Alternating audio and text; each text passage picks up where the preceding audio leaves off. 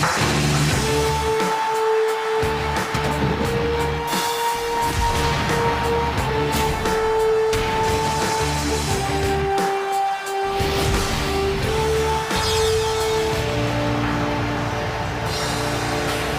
we're just about set for kickoff here at MetLife Stadium in East Rutherford. Let's check in downstairs with Pam Oliver.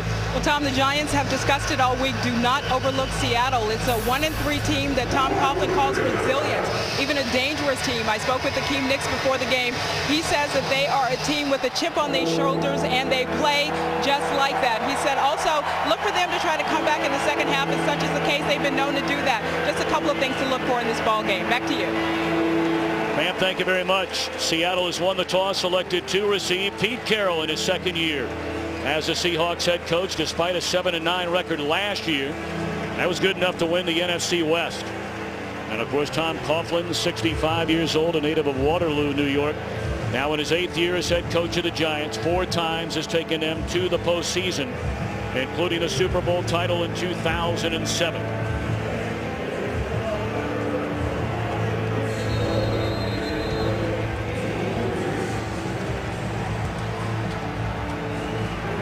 Former New York Jet Leon Washington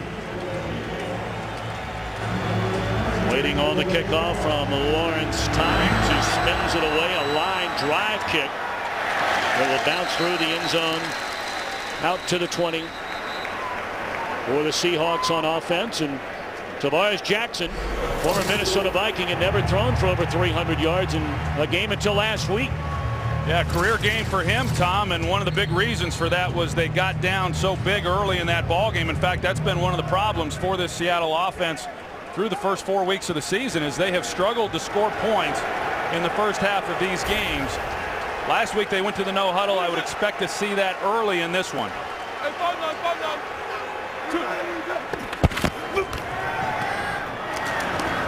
Quick slant, Ben Obamanu makes a reception. That'll be a gain of 9 yards, and they are in hurry-up mode. You kind of got the feeling they would do that. Tavares Jackson said after last week's comeback that they fell short of winning, that he's much more confident and comfortable in the no huddle because it takes away a lot of the element of having to think at the line of scrimmage. Marshawn Lynch, big yardage after the reception. He's up to the 46-yard line. They'll move the chains.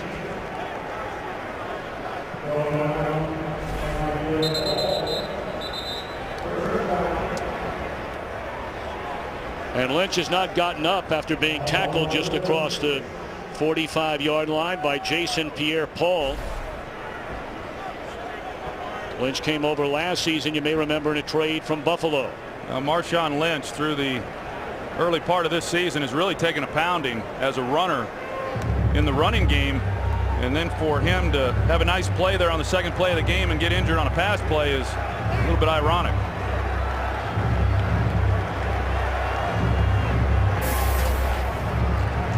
Just 141 rushing yards for Lynch. Neither one of these teams have run the football the way they want to run the football through the first 4 games of this season. Justin Forsett replaces Lynch in the backfield.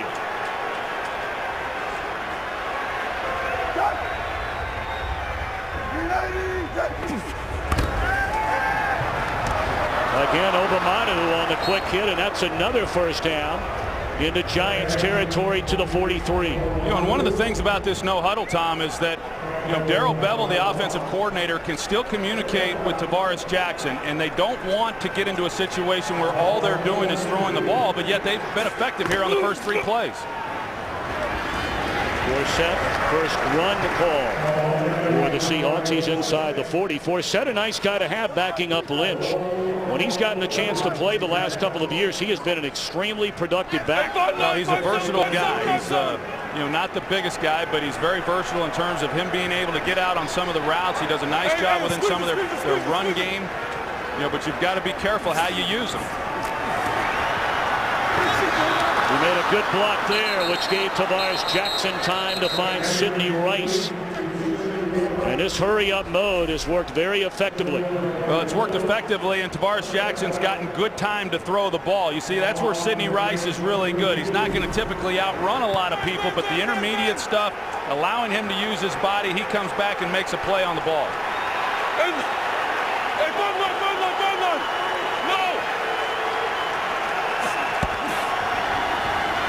Again, great protection.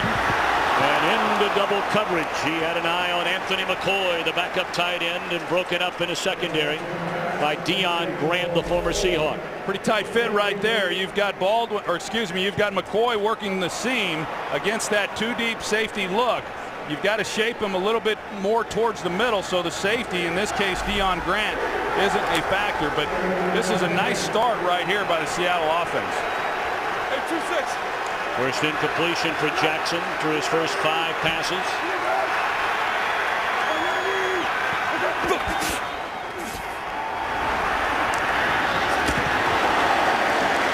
eye on Zach Miller, and a flag comes in late after the hit was made by Kenny Phillips on Zach Miller. It was very similar to what happened on the last play. And they're going to get called for hit on a defenseless receiver. You see Zach Miller come in. The shot is to the head. And that you can't do. Kenny Phillips comes in. And anything around that's not just leading with the helmet, it's any forearm, shoulder, anything to the head or neck area of a defenseless receiver is a penalty. Oftentimes you can tell by the players on the field their body language when a player is hurt. All of the Giants, all of the Seahawks immediately surrounding Zach Miller down near the goal line.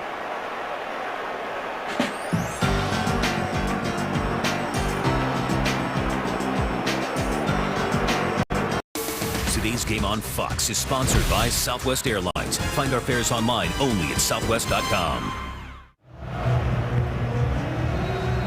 Zach Miller able to get up and walk over to the sideline.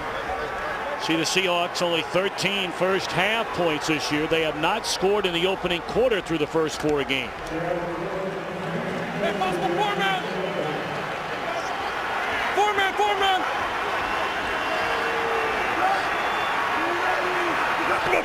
Marshawn Lynch back into the backfield. And just throwing it into the ground is Jackson. Yeah. They're going to get Tavares Jackson for intentional grounding is what it looked like to me. I didn't see a receiver in the area. He was in the pocket. There was no foul for intentional grounding. Number 24 was in the vicinity. Second down. You know, right from the start of this play, it looked like there was a miscommunication. You've got Marshawn Lynch going one way and then Tavares Jackson. Marshawn Lynch is not in the route. He's blocking. He's trying to block Osi Umenyiora was the idea. He was going to help out on that left side. He goes to the ground. I think that was a bad pickup there by the official. That should have been intentional grounding. Should be noted the Giants are playing without Justin Tuck. Their 2-time Pro Bowl defensive end still being bothered with a very sore neck. Hey, 3 down, 3 down, 3 down. Squeeze it, squeeze it, squeeze it.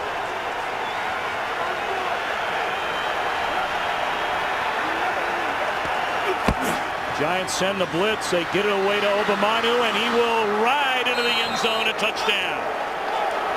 So for the first time in 5 games this year, Seattle has scored a touchdown in the opening quarter. Good blocking on the perimeter there by Golden Tate, number 81. You're going to see him right here. He comes out. He's able to make a block low, and he gets Entrell roll then on the ground, which allowed Obamanu then their man coverage elsewhere. Corey Webster running with his man, and once you get the one guy then who's responsible in coverage for Obamanu, then it's an easy touchdown. Great start for Obamanu. He is playing in place of Mike Williams, who suffered a concussion in the loss last week against Atlanta.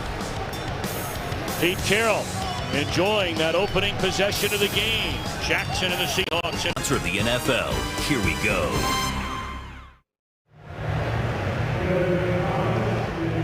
Eight plays, 80 yards. 10-point accuracy for Tavares Jackson, who's protected well.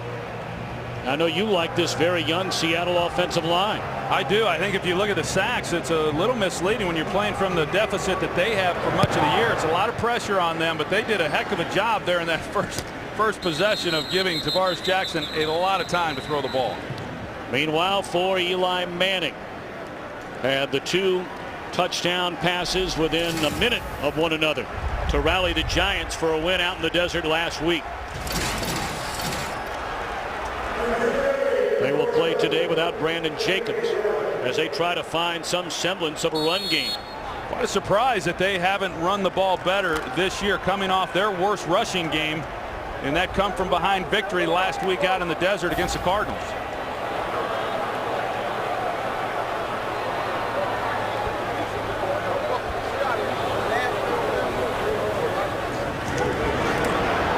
Manning to throw on first down, and just slides ahead for a pickup of 2 yards. Seattle today will play without Marcus Trufant. He's put down today due to back spasms. They got the rookie KJ Wright playing at linebacker. I think this right here, the secondary, particularly the safeties. You know, you mentioned they're without Marcus Trufant, a veteran corner, obviously the most experienced player on the back end. But these 2 safeties, Earl Thomas and Cam Chancellor, they are active guys on that back end.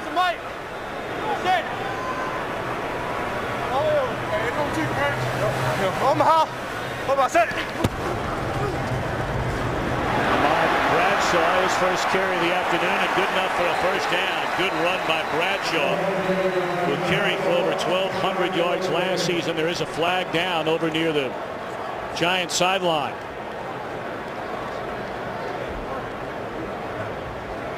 Ed Hockley, our referee today.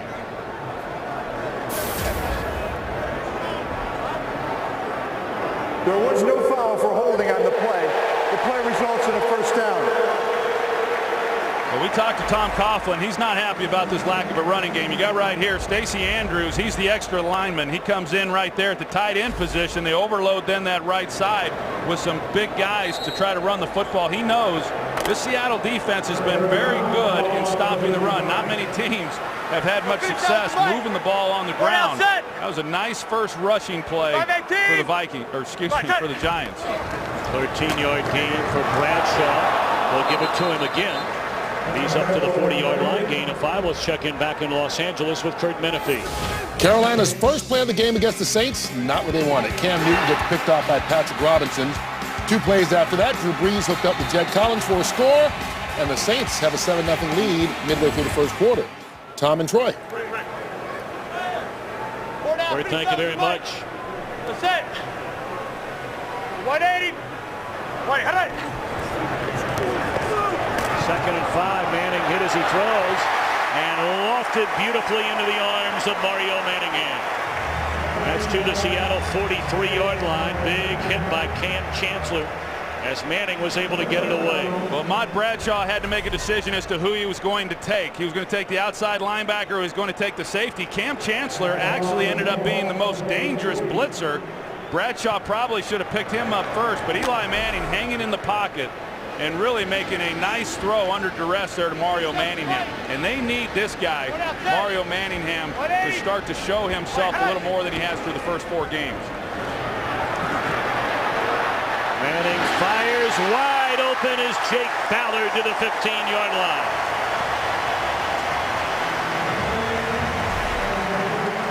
Well, good protection afforded Eli Manning. Jake Ballard, they're in zone coverage, and he's just able to sneak in behind that linebacker level, and nobody picks him up.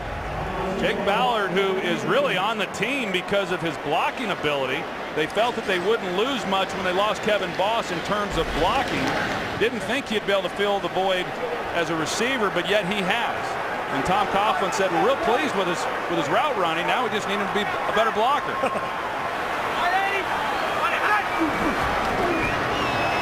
Inside handoff, they put it in the hands of Victor Cruz, young man who grew up just down the road in nearby Patterson, New Jersey. Started Patterson Catholic High School, went on to play 1AA at UMass. He's been a great story. He had the breakout game, of course, against Philadelphia when he had 2 touchdowns. Well, they came into the season wondering how they were going to replace Steve Smith, and more specifically how they were going to replace him, as a slot receiver, because that's where he's at his best, beating the man inside coverages. They've struggled with that. I think they found their guy. Victor Cruz the last 2 weeks has been exceptional. 180.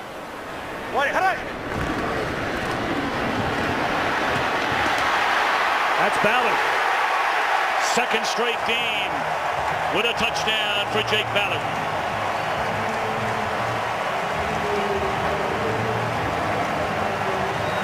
You brought it up, Troy. Tom Coughlin got very excited talking about the play of Jake Ballard. We're going to watch him work the middle of the field right here. I mean, the linebackers just don't look him up. They're busy worrying about their drops. They start concerning themselves with the receivers on the outside. And then in the middle, you've got David Hawthorne, who doesn't squeeze it. And Jake Ballard's a difficult man to get on the ground once he has the ball. Point after is good. Ballard, his first career touchdown last week. And the undrafted rookie out of Ohio State gets the Giants on the board. Number one cheerleader Brandon Jacobs loving it. Today's game on Fox is sponsored by Toyota.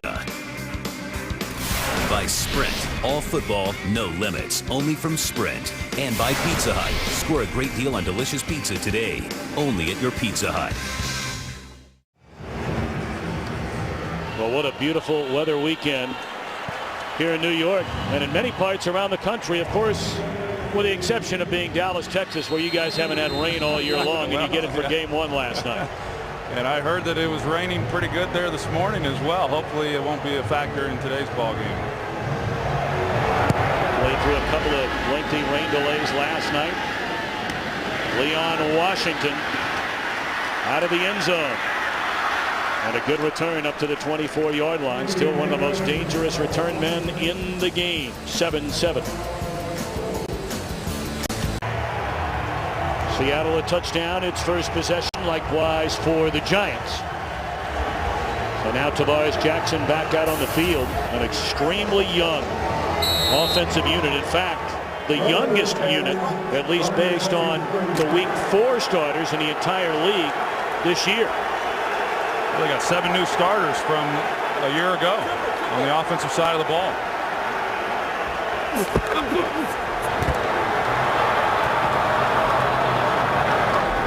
Marshawn Lynch still on his feet, crosses the 30-yard line. 2nd and short upcoming. Let's check in with Kurt Menefee.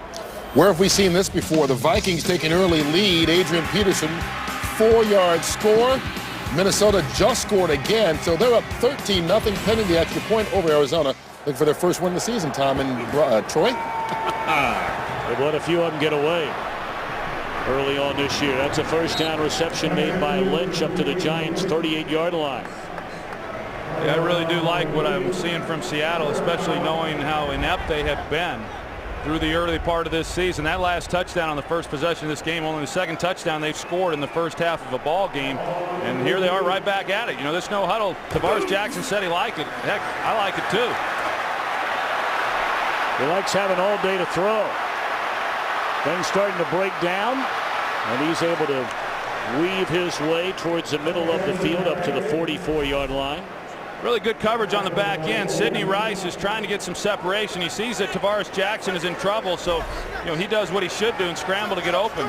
Tavares Jackson is not a scrambler like a lot of people think. I mean, he's obviously a guy who can make some plays with his feet, but when he gets outside the pocket, he is looking to throw the ball. A little late on that throw and nearly intercepted by Deion Grant. He had an open receiver down there, Doug Baldwin. That's a couple plays now that Deion Grant has been in position to potentially intercept it. He had the one earlier down near the goal line. There's the pressure. But this is a throw that without the pressure, Tavares Jackson probably makes. He lays the ball out on the sideline to where Baldwin can go get it, but instead, late and behind is never a good thing. First third down for either team in the game.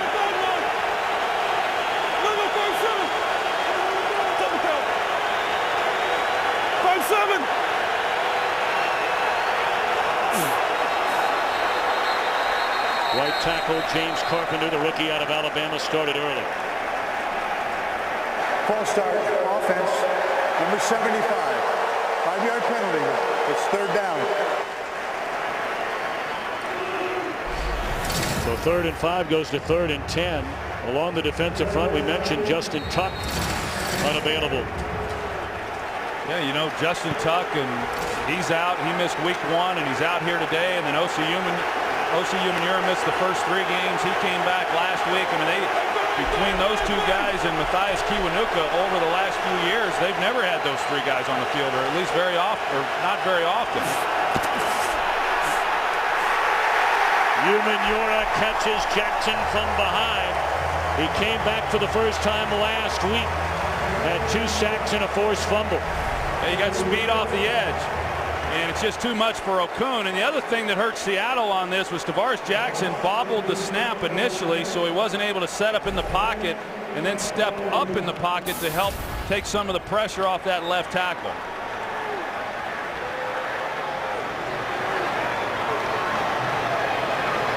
John Ryan on the punt, waiting back at his own 20. There's Aaron Ross. Good punt. My, oh my.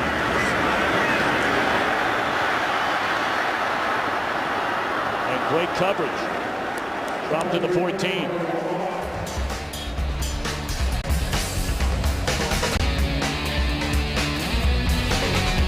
That sack by Umenyiora moves him into a 4th place tie for most sacks in franchise history. How about some of the names on that list?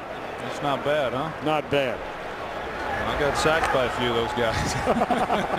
Who got you more, Taylor or Strahan? I think Strahan did. Lawrence just scared me a little more. He ran really fast. 518.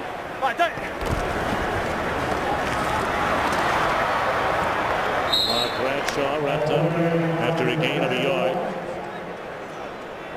It was a pretty impressive drive for the New York Giants. We talked about what Seattle was able to do on their first possession, but for the Giants to come back and answer that was pretty good as well. And you know, Eli Manning, I know a lot has been made of the interceptions from a year ago, but he has done a nice job here in the early going of protecting the football. I really haven't noticed much difference in the way that he's playing, but I think he's just keeping the ball down, particularly over the middle, and he hasn't had an interception now in the last 2 games. Bradshaw looking for running room and just not much there. That's one thing about this Seattle defense with a healthy Red Bryant, who you may remember went down last year with a knee injury on Halloween in Oakland. They were only giving up about 80 yards rushing per game. From that moment on, the rest of the year, they gave up 130 rushing yards per game. Now that's where he specializes, and that's why he just walked off the field over to the sidelines here on 3rd down. But a big part of what they want to be able to do in run defense, and you're right, Tom, that's one of the big reasons why teams have struggled running the football against them this year, is because he's healthy and back on the field.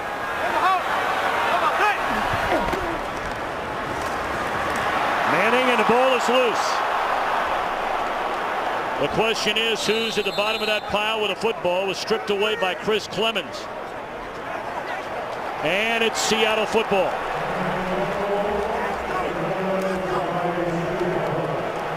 Well, you talk about the lack of interceptions. Eli Manning has also been known to let the ball out of his hand here in the pocket. Granted, it gets hit out by Chris Clemens. You got to be real careful when you're in the pocket and secure the football. Last week it happened against Arizona, and now you're giving the ball right back to Seattle with great field position.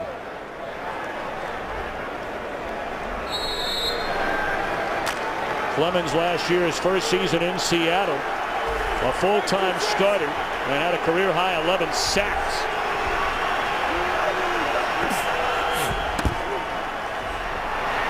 Ball's tipped and nearly intercepted the other way. Looked like Boley may have had a chance to intercept that tipped ball. Sometimes I think those interceptions come so easy that they're hard to catch. You know, sometimes those are the hardest ones. But yeah, Michael Boley, you don't get many opportunities like that.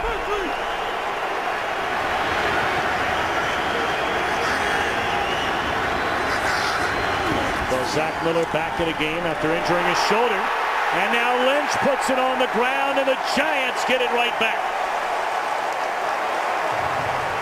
And it looked like Umenyiora for a second straight week Second straight week. He led the league last year with 10 forced fumbles. He's just got a knack. He knows where the ball is when he's coming in on quarterbacks. This time he does it with Marshawn Lynch. He goes right after the ball with his right hand as he's trying to secure the tackle. That's a great job. You talk about last week. Last week he forced a fumble and it kept the Cardinals from coming away with any type of points down in the red zone. And he does the exact same thing here against Seattle and Marshawn Lynch. Well, what a huge turnover that is. Playing on the road against a team that blew you out of the gym on your home field a year ago and come away empty. I think Eli ought to give him a little gift this week.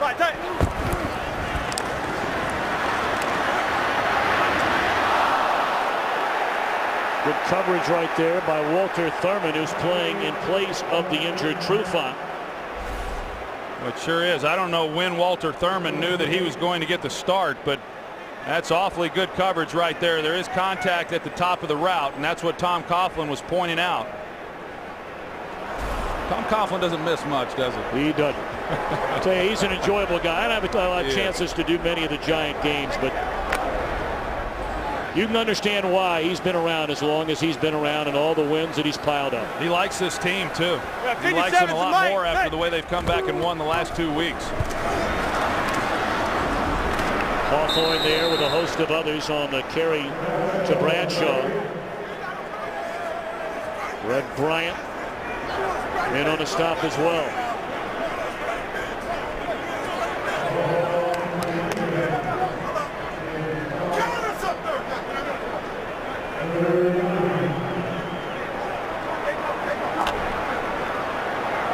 Third and 9. Four down, finish that with the mic.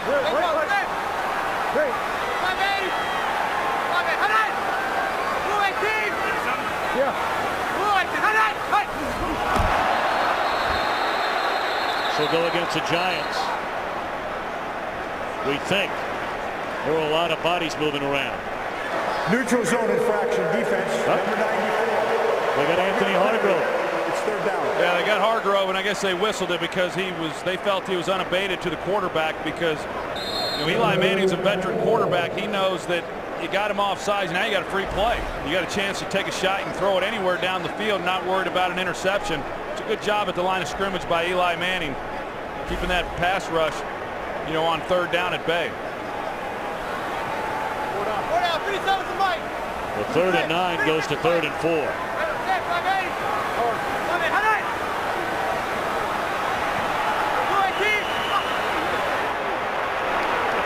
Game, offense, 5-yard penalty.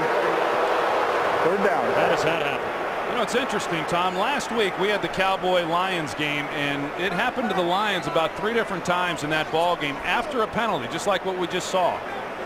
And so you ask the question, how does that happen? It shouldn't happen. You've got a play called. It should be easy to handle. But they start the play clock so fast. I mean, right now this play clock's at 10 seconds again. And I think they're just starting the play clocks faster than what these quarterbacks are realizing, and that's why they're running out of time after a penalty. That one had no chance from a get-go. So the Giants will punt it after getting the turnover forced by Umanura. I think all in all, the Giants have got to feel pretty good about the fact that they didn't give any points up after the strip fumble on Eli Manning. And then O.C. Umanura able to get it right back. And now Weatherford punts from his end zone. And Leon Washington waiting on it.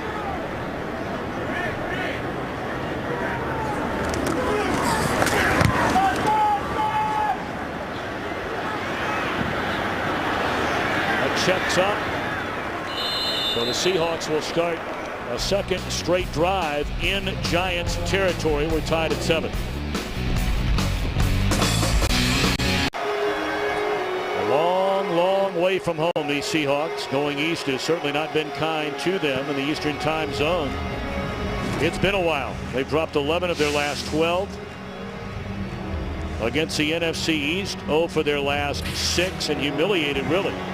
It's ironic their last win came against an NFC East team in Philly in 2007. You know, it is tough on those West Coast teams to travel. They all those teams, you know, on the West Coast, Oakland, Seattle, San Diego, you know, they typically travel more than any team each and every season. I don't remember the San Francisco 49ers having a lot of trouble east back in the day. Marshawn Lynch after the fumble. And he is spun close to the end zone. And he's at the 1 yard line.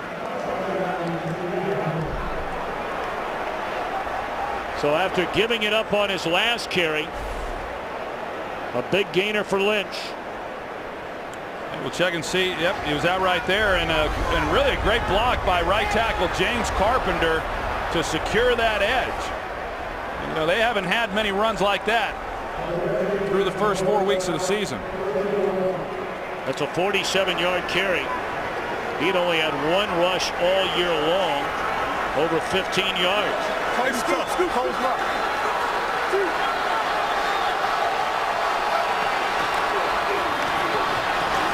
He got him there, and he gets him into the end zone.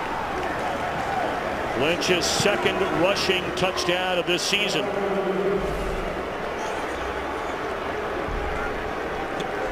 And it started, of course, the first play after the short punt with a 47-yard run. And if a guy gets you that close, you may as well give him dessert. You can see the big block there by number 75, James Carpenter. He's the rookie at the right tackle position, and he's the guy who made the key block that sprung Marshawn Lynch there on the edge. And he's a big man, and when he starts moving people, and they move a long way.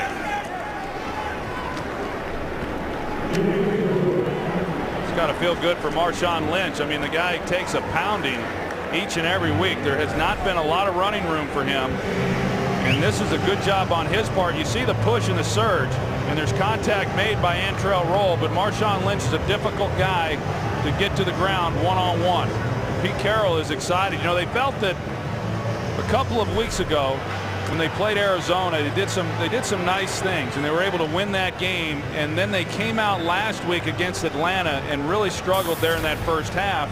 And then they went to the no huddle, down 20 points, and they made a game out of it. And they lost, as you know, by 2. But he thought that they started to show some things in the second half of that game. And even though they are out here in New York against a quality opponent, he was really hopeful that they would continue to show some positive signs of growth. And they sure have here in this half.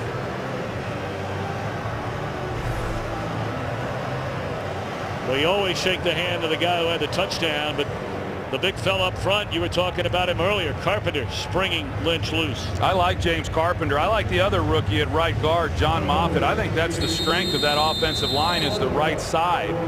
And what's interesting, the top 2 picks this year taken offensive linemen. Last year's #1 pick, Russell Okun. There's obviously a concerted effort by the Seahawks organization to solidify that offensive line. Well, really, at the end of the day, Troy, who knows better than you? I mean, you know, obviously you did your thing in Dallas, but you were always the first to point out those guys up front made it all happen. Well, you know, I mean, when you get in the draft, it's not fantasy football. I think sometimes it's hard on general managers.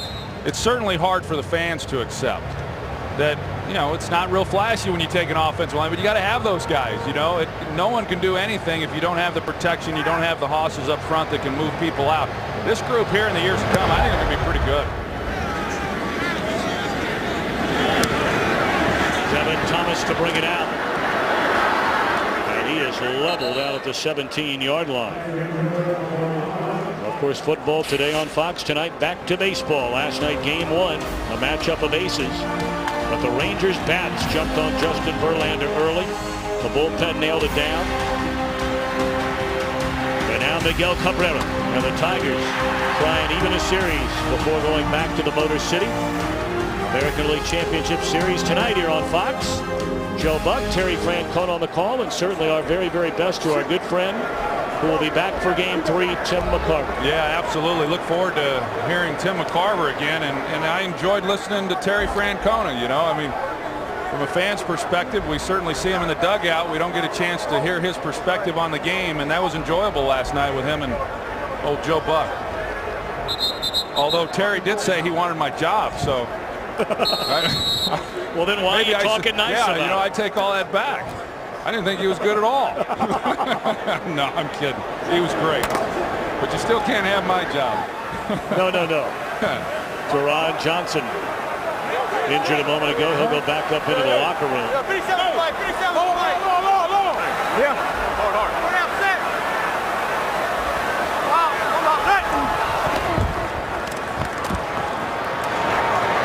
Victor Cruz escapes one tackle. And he has dropped up the 26-yard line. Let's check in back in L.A. with Kurt Benefield.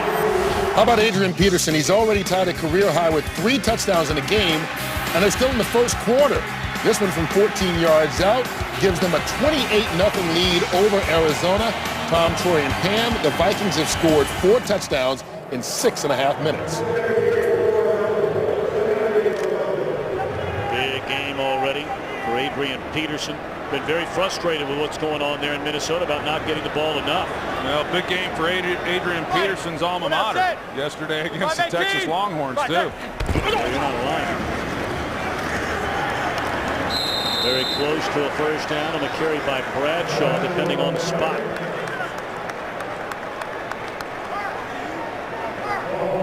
That's a first down. We talk about offensive line for the Seattle Seahawks. I know that the struggles that New York has had running the football effectively, there's a lot of things there. They've got some different guys lined up along that offensive line, some different looks, a different left tackle. David Deal moves down to guard. They've got a new center in here today because of the injury to Boss, a different fullback, different tight end. A lot of things there have kept them from being able to run the football as effectively as they had thought coming into the year.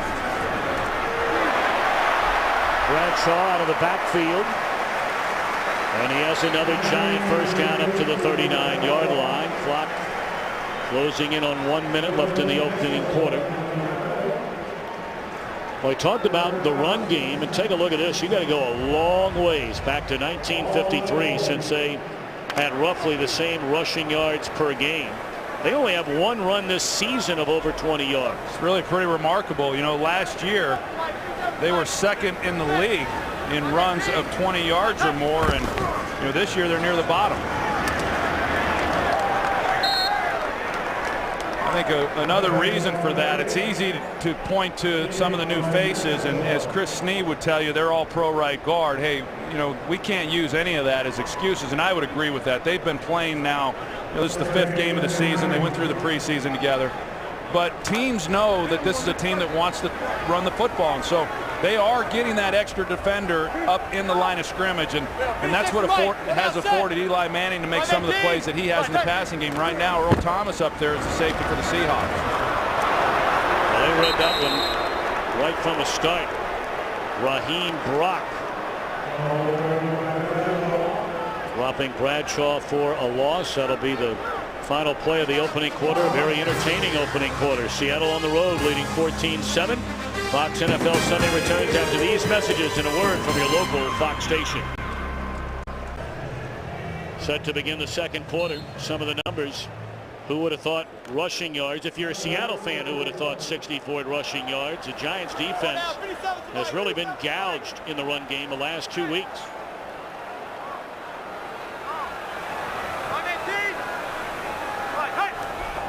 Third and 11. They need to get to midfield. Cruz tried to stretch out, but a half-yard short. Half-yard short, and here at midfield you say, well, Tom Coughlin's got a decision to make, but he doesn't. He's going to punt.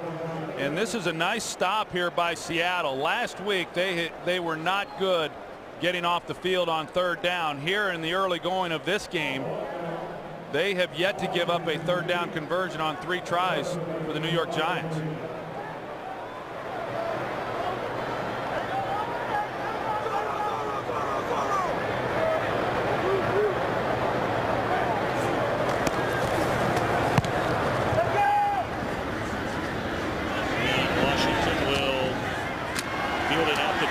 And into the open space. There's a flag that comes down as he brings it out to the 26-yard line. Of course, at one time he was such a huge part of that New York Jets return game. In fact, he was a huge part of their offense. running the ball, catching passes out of the backfield, not used as much under Pete Carroll in those roles.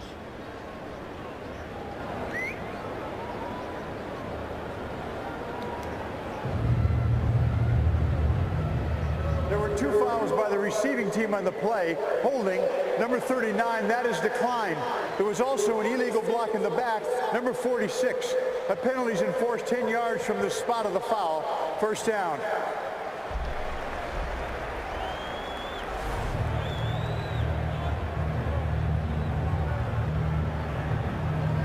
46 come in at the bottom of the screen. That was the block in the back. Not a very smart play there. I mean, that guy had no opportunity whatsoever to get involved in that play. And you get the hold on Browner there, 39. So they'll back him up inside the 15. Low snap. A first set for maybe 2.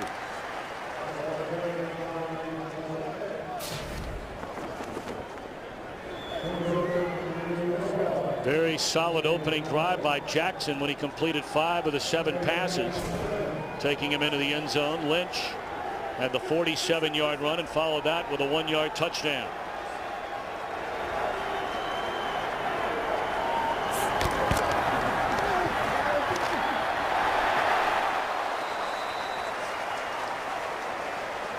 Linval Joseph got a hand on that pass.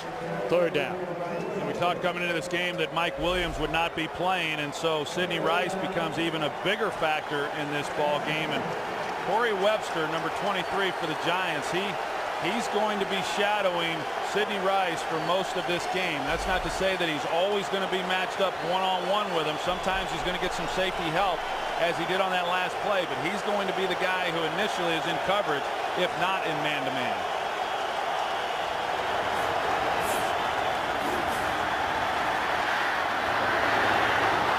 What a throw and what a catch. The undrafted rookie free agent out of Stanford, Doug Baldwin, the Seahawks leader in both receptions and receiving yards. And does he get his feet down? There's one. And there's the second one. Does a nice job, and that was about as good a throw as you can make right there. It's pretty good coverage. You got a safety coming over the top, and he dropped it right in. Right back to Baldwin across the middle, and he's to the Giant 38-yard line. This Doug Baldwin, he's a special player. I mean, hard to imagine an undrafted wide receiver having the impact that he's having, here as a rookie. Obviously a smart kid. He went to Stanford, but he has been from day one a guy that this coaching staff said he's going to help us, and boy has he. Now he's come into this game as the team's leading wide receiver. Part of that is because Sidney Rice missed the first 2 weeks, but he's exceptional. And now back to the ground game. Lynch for a gain of 13 to the Giants 25-yard line. I think it's amazing about Baldwin not getting drafted. You're playing with Andrew Luck. Yeah. Well, a lot of teams wondering now why they didn't draft him. I mean, he's just what I would term a guy who's very quarterback friendly. You see that route right there? He's got a good feel for where the holes are in these zones, and then also how to beat man coverage. Some guys, it takes years for them to learn that. He's done it here in the first quarter of the season.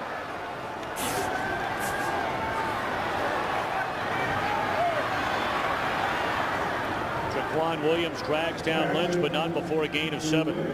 Talking to Pete Carroll and asking him what are the keys to this game, one of them was we have got to keep the defensive pass rush of the Giants off of Tavares Jackson, and they really haven't gotten to him all that much. More times than not, he's had a lot of time in the pocket to look around and get to his checkdowns, even when there's been pretty good coverage down the field.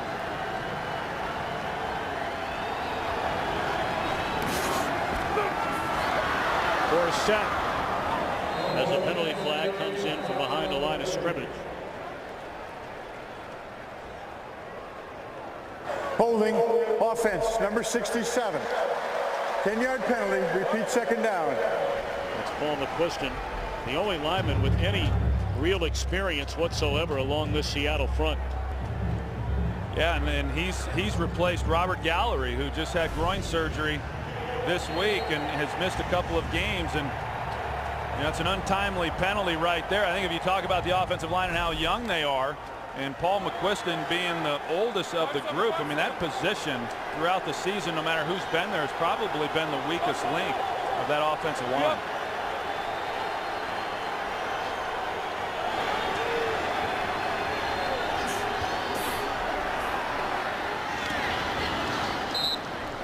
Threw it in the only place where Obamanu could get it. And you got that right. I mean, that's a risky throw right there. If you don't throw it on that outside shoulder to the sideline, that ball by Aaron Ross is intercepted and going the other way for a touchdown. 3rd and 8.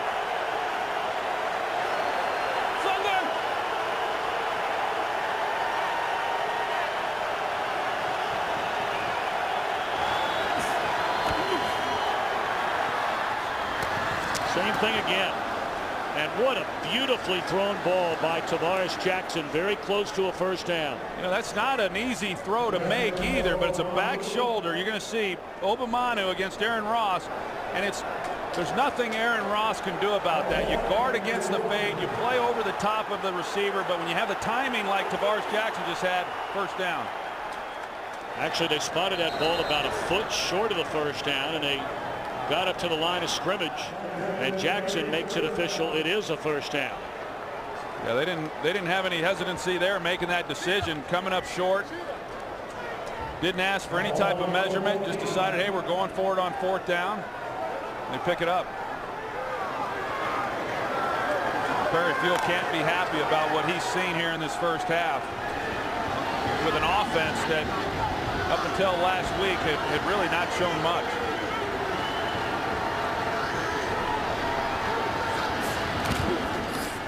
Blitz coming, they pick it up. Obamanu spins his way inside the 10, down to the 7-yard line. Now, there's no doubt that Darrell Bevell has a lot of confidence in Tavares Jackson. Now remember, Tavares Jackson came to Minnesota when Darrell Bevell was the offensive coordinator under Brad Childress, and so Darrell Bevell is the only offensive coordinator that Tavares Jackson has known. He knows this offense as well as anybody on the field, and they're trusting him right now down in the red zone to be protective of the ball and not make any mistakes.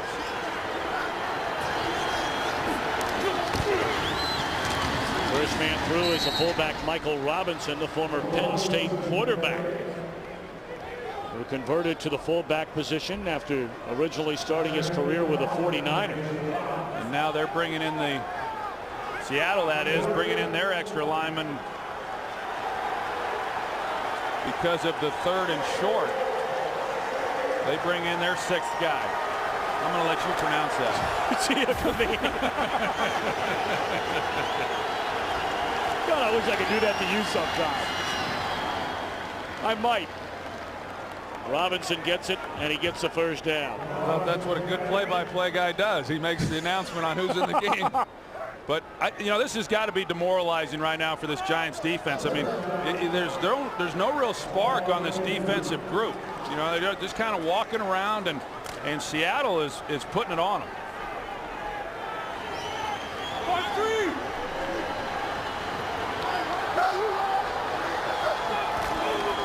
Robinson one more time, and the ball's loose.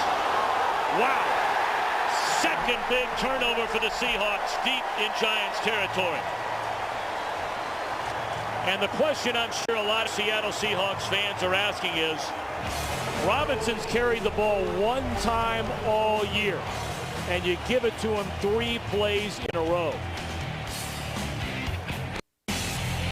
Today's game is sponsored by Frostbrewed Coors Light, the world's most refreshing beer. By the Droid Bionic, made from machines to rule all machines, only at Verizon.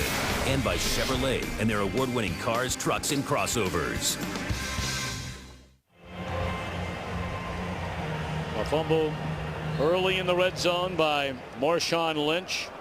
And now a fumble by Robinson inside the 5. Yeah, 1-possession game right now. The Giants are fortunate that this isn't a 3-possession game.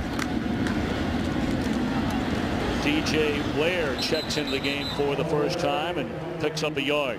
You go back and take a look at this fumble. Michael Robinson, he's going to get the ball secured by Tavares Jackson, but he just simply runs into right guard John Moffitt, and the ball comes out. Nobody really punched at it. There wasn't a helmet. And you've got to have much better ball security down here around the goal line than that.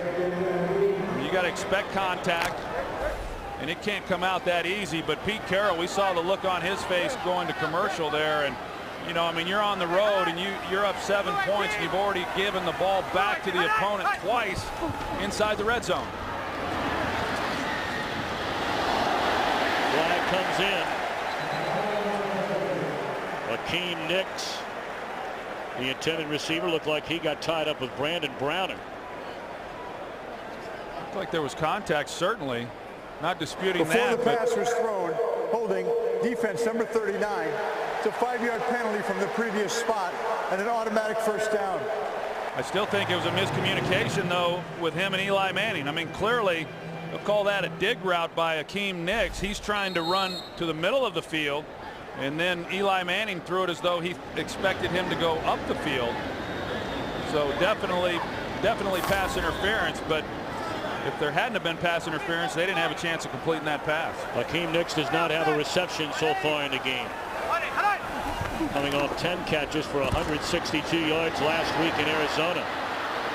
Manning across the 10 and step out of bounds at the 12. Akeem Nicks, he's a guy who generally likes this type of game. He likes a guy who's going to get physical with him so he can use his body. But the Seattle Seahawks are doing a good job of disrupting his ability to get off the line of scrimmage. And Eli Manning really hasn't hung with them very long to get off the coverage. And that's why he hasn't yet had a reception.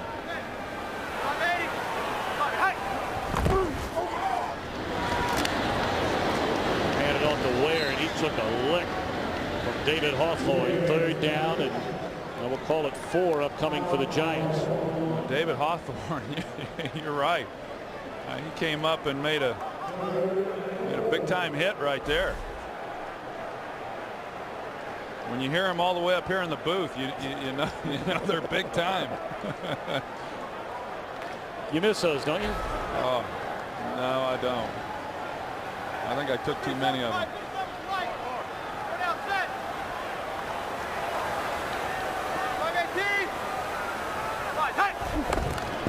Low snap. And Manning was sacked all the way back to the 2-yard line. And again, it was Clemens there to get him first. Well, Clemens has really become an outstanding pass rusher. Yeah, he had a straight shot at him. You know, I mean, you're going to see him coming off the edge here, and because of the deep drop here by Eli Manning, there really wasn't much. It looked like Will Beatty, the left tackle, was expecting Eli Manning to maybe set up a little bit shorter in the pocket, because he sure gave Clemens a straight line to where Eli Manning eventually was.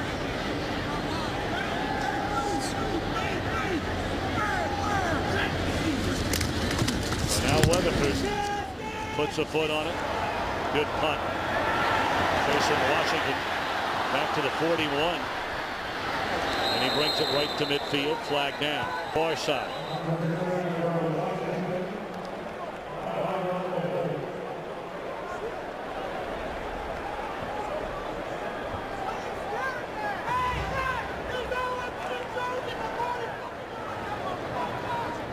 During the kick, holding by the receiving team number 39. 10-yard penalty enforced from where the punt was caught. Seattle keeps the ball, first down. Still good field position after the penalty on Browning. Browner whistled for the infraction. First down, Seahawks leading by 7. This game is sponsored by Chevrolet and their award-winning cars, trucks, and crossovers. Third straight possession. A punt for Eli Manning and the Giants.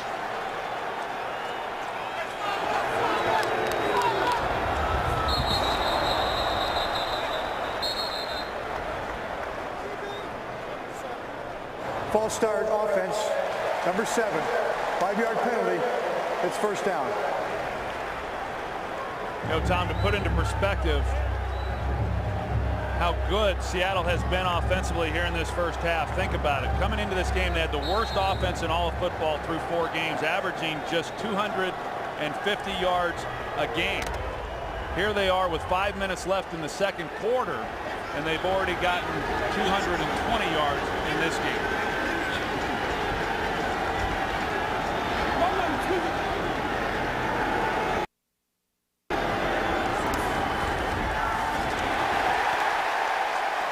Dropped is Jackson by Jason Pierre-Paul, an emerging force on this Giant defensive line. That's kind of what they needed. Jason Pierre-Paul, they just needed somebody to be able to get in there and get Tavares Jackson out of his rhythm. A good move to the outside, coming underneath, straight line then to Jackson for the sack. Now, this guy has been a heck of a player in a short period of time, and a guy who's still learning. I mean, just a freak of a player. And he's going to get nothing but better. Now it's 5.5 sacks on the year. That leads his team. They hand it off on second down and long before set. Foley and Williams there on the stop. You know, you're talking about all the yards for Seattle, but you know how these coaches and players look at it. On the Seattle sideline, they're kicking themselves because they could easily have right now a 28-7 lead. Well, that's right, and so, you know, you don't take advantage of those points, and a team like the Giants, eventually, you know, they're going to have a surge of their own. And, you know, where they've been kind of going, they've been sleepwalking here through the first half defensively. They're showing something here on this possession.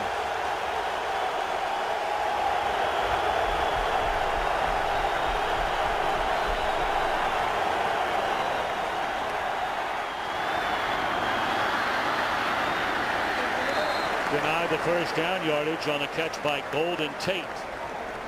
So a big defensive stand, and the Giants needed it. They did, and yet that was a nice completion by Tavares Jackson to Golden Tate, because it was 3rd and long, and although they don't pick up the first down, the Giants defensively, that's great. They're going to get off the field, but when you look at what that meant for field position, at least they're helping their defense out. They should be helping them out if the Giants fail to have a big return here.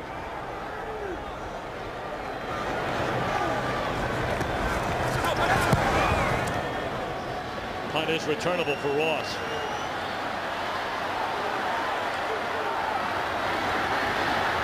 And a good return to the 29-yard line. The Giants playing without one of their leaders, Justin Tuck, but Pierre-Paul and company stepping up on that last stand. 7-point game. Giants have the football. 3:42 to play until halftime. Total yards overwhelmingly in favor of Seattle, but the Seahawks fumbled twice in the Giants' red zone, and thus just a 7-point spread.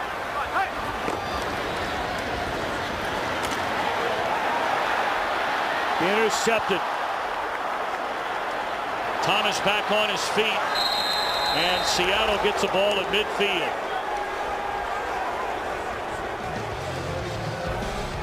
So Manning, who had a league-high 25 interceptions last year, just his 3rd this year, but the Seahawks back in business. First pick thrown by Eli Manning, spanning his last 99 pass attempts. Hey, slip, 5-9, triple.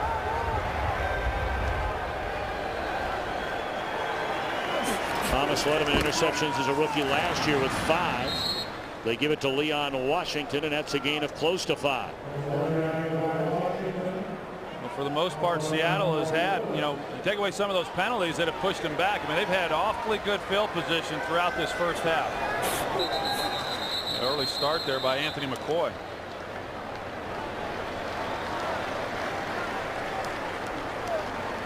Start offense, number 85. 5-yard penalty. It's 2nd down. Go back to that interception. You see Earl Thomas right here. He's going to work to the middle of the field.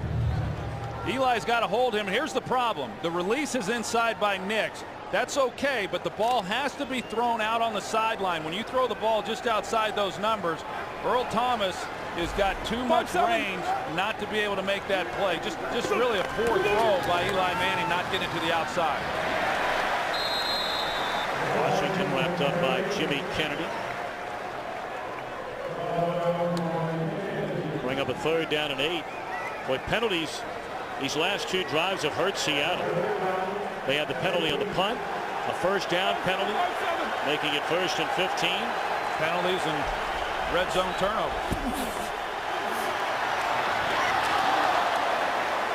Dangerous throw there. Good coverage by Williams. So after getting the interception, it is 3 and out. That is back-to-back big defensive stops for the Giants. I think that, looking at it a little more realistically, you've got to get a chance. I don't know if that ball got deflected just a little bit or just enough. But even though the Giants defensively have given up a lot of yards, they've just given up 14 points because, they have made a stop, as we talked about, down in the red zone and kept points off the board.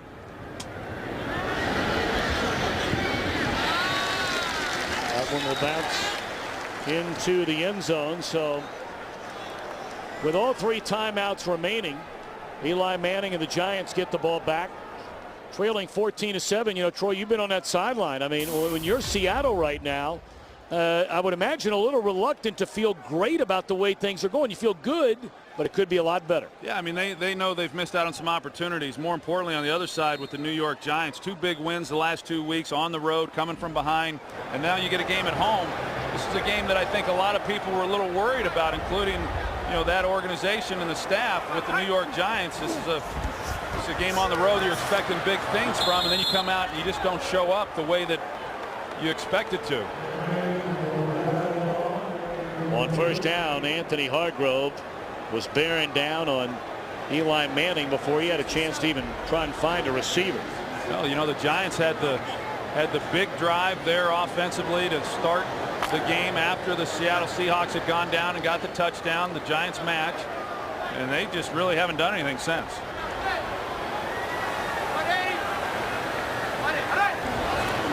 Blitz coming. Incomplete. Had an eye on Travis Beckham. Let's send it back to Kurt Menefee in Los Angeles. Well, Tom, I saw on Twitter this week that Troy said the option play wouldn't work for him, which is why he wasn't at Oklahoma. It worked for Cam Newton in Carolina. The pitch to D'Angelo Williams taking 69 yards for the score, and Carolina inches a bit closer to the Saints, 17-13. That one just before halftime. Tell you what, I had a chance to see Cam Newton in person last week. That is one impressive quarterback. Yeah, I ran the option one time as a rookie for the Cowboys against Carl Banks, and he turned my helmet backwards. Hey, Ringo. They just do get it off, and a snap is low. It's on the ground. Do the Seahawks have another turnover? Boy, this has been downright ugly for the Giants since that opening possession. Giants will punt.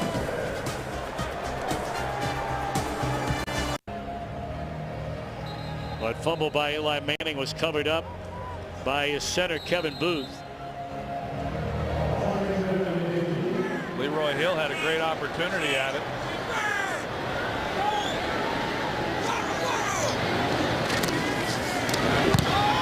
Rutherford punts again.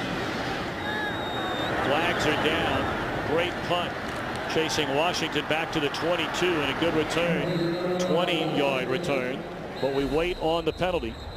Well, here's that fumble, and Leroy Hill has it right there. It's between his legs, and how he wasn't able to recover that is beyond me. But then McKenzie comes in, and he gets it back for the Giants. And actually, it's Kevin Booth who recovered it. But you think about all the things that have happened here in this first half. Of course, we've addressed the turnovers that they've had in the red zone. But if Leroy Hill is able to secure that fumble, they give the ball right back to the offense in the red zone once again. Remember, the kicking team, number 30, went out of bounds on his own, which is a 5-yard penalty. That penalty has been elected by Seattle to be enforced from the end of the punt return. Seattle's ball, first down. So this should mark the ball, if I'm not mistaken, and right around the 48-yard line. You see, he went out of bounds there.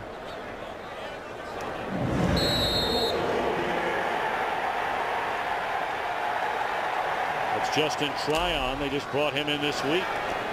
They've had so many injuries in the secondary going all the way back to training camp.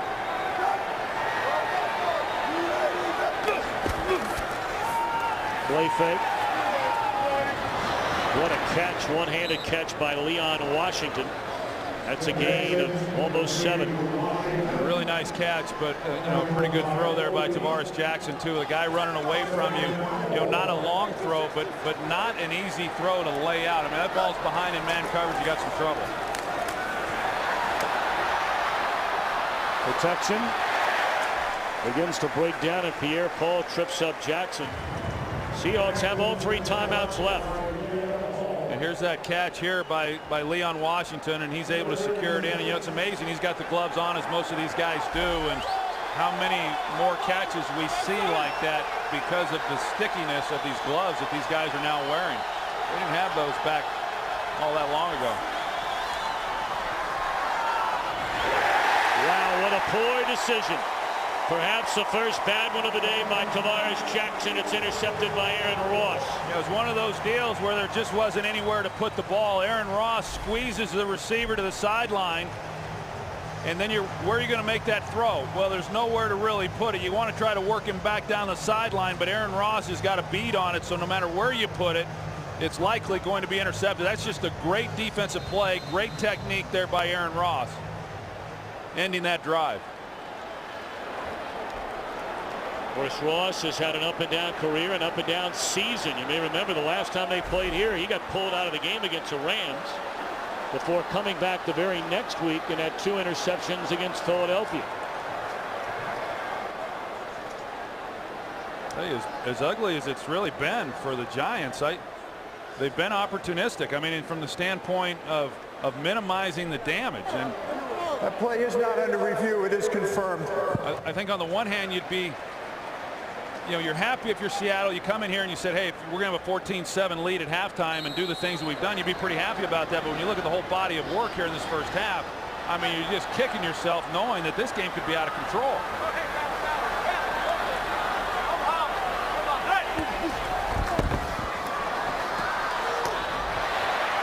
First catch by Hakeem Nicks. And he's run out of bounds at the Seattle 47-yard line. Clock continues to run. Giants have 3 timeouts left. Visa halftime report coming up. I'm surprised with 3 timeouts they didn't burn one here. I think they're wasting a lot of time with that many timeouts left. Manningham the catch, steps out of bounds, stopping the clock with 23 seconds left. Visa halftime report upcoming. Kurt, Terry, Michael, and Jimmy bring you up to date on what's going on around the league, including the heavy hearts in Oakland after the passing of Al Davis. This would be a great way to end this first half for the Giants if they're able to come away with any kind of points. Clearly, they want a touchdown. They've got plenty of time to do that with timeouts to spare. But even if they were to come away with a field goal here, a big momentum shift that they desperately need.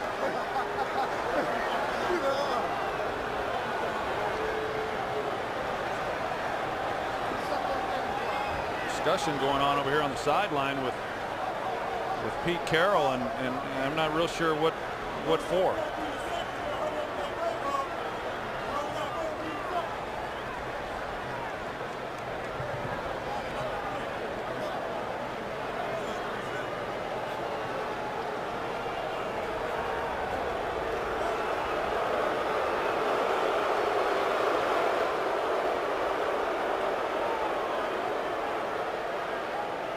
The ruling on the field is a first down. I think Pete was wondering about the spot of the ball there. I don't think Pete is happy about the spot.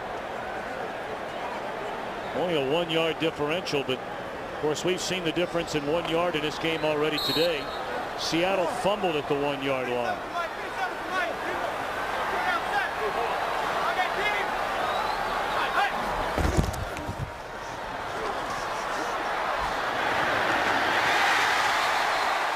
Clock runs on the completed pass to Nicks to the 20. And the Giants use their first timeout. Giants offense, you go back to the touchdown to Ballard. They since fumbled, punted 3 in a row, the interception, a punt, and now moving it in the 2-minute drill. And sometimes it takes a defensive play in order to kind of ignite things offensively, when you've been struggling. And it appears right now, at least, that the interception by Aaron Ross to kill that drive with, once again, what was good field position for Seattle. And the Giants come right back now in their hurry-up offense, and they're in a position now to at least attempt a field goal. But with 2 timeouts left, you can bet that Kevin Gilbride, he knows that you don't have to necessarily go into the end zone here, first down. But they've got a couple chances now to try to come away with a touchdown and know that they've got at least a field goal in their pocket. From a 19.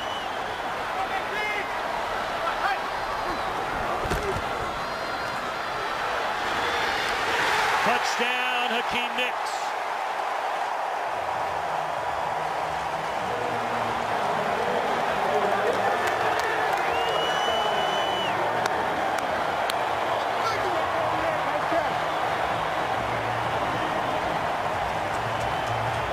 Well, the rookie Richard Sherman's getting a little bit more playing time because of the injury to Marcus Trufant.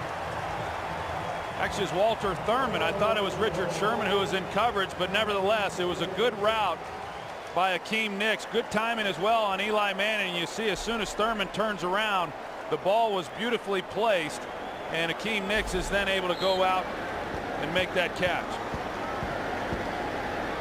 Of course, both Thurman and Sherman playing in place of the injured Trufant. My, oh my. To think the way this game has played through nearly an entire half, it's unbelievable. It's 14-14. I think the Giants are pretty happy about that.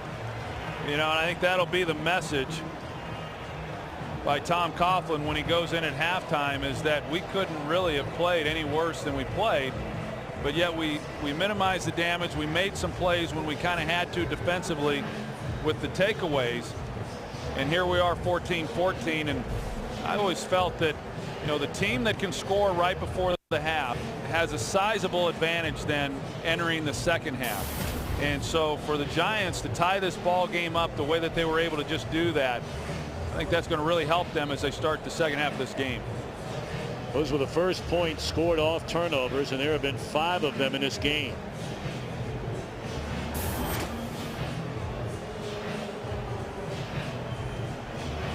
Hakeem Nicks injured his knee in the season opener against Washington, despite the fact that he had over 100 receiving yards in that game, and really didn't do much the next 2 weeks. But last week, the game-winning touchdown, 162 receiving yards, and what a very pleasant young man out of the University of North Carolina.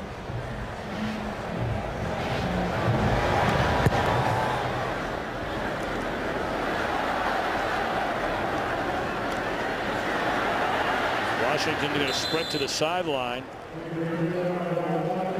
And out of bounds at the 35. One play for the Seahawks. We'll see what Seattle attempts to do. If you could try a quick pass to the sideline, get someone out of bounds, set up, then maybe you got enough arm strength to get it into the end zone on a Hail Mary. But obviously you can't get it from here. They're just going to take a knee.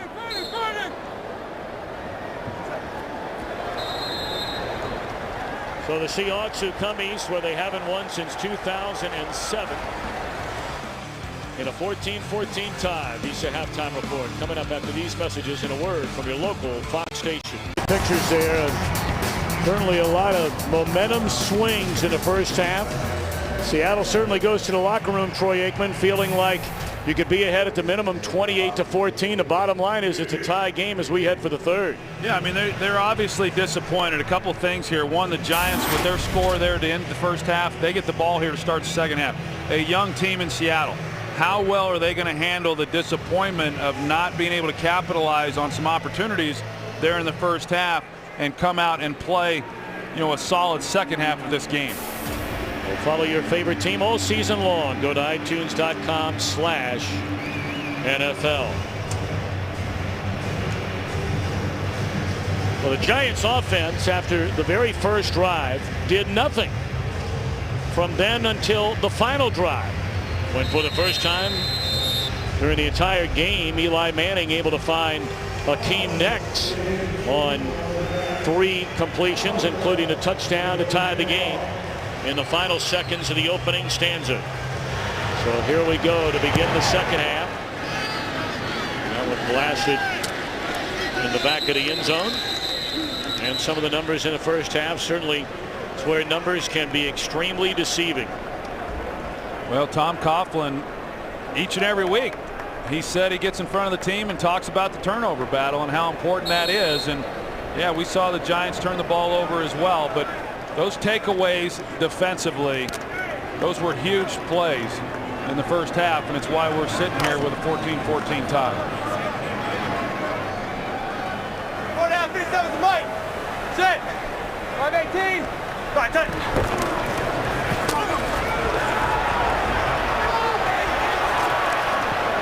Black comes in late. Manning with all day to throw, finally under a little pressure, lays it off to Bradshaw, but more than likely coming back. Well, he did have all day too, and to have that kind of time and then take a hit the way he did. Number 66, 10-yard penalty. Repeat first down. That explains why he had so much time. Left guard David Deal is who they said had the holding call. Might have actually been there on left tackle Will Beatty, but you see the amount of time there that Eli Manning had in the pocket, and then at the end of this, Chris Clemens, he still gets up and flattens Eli.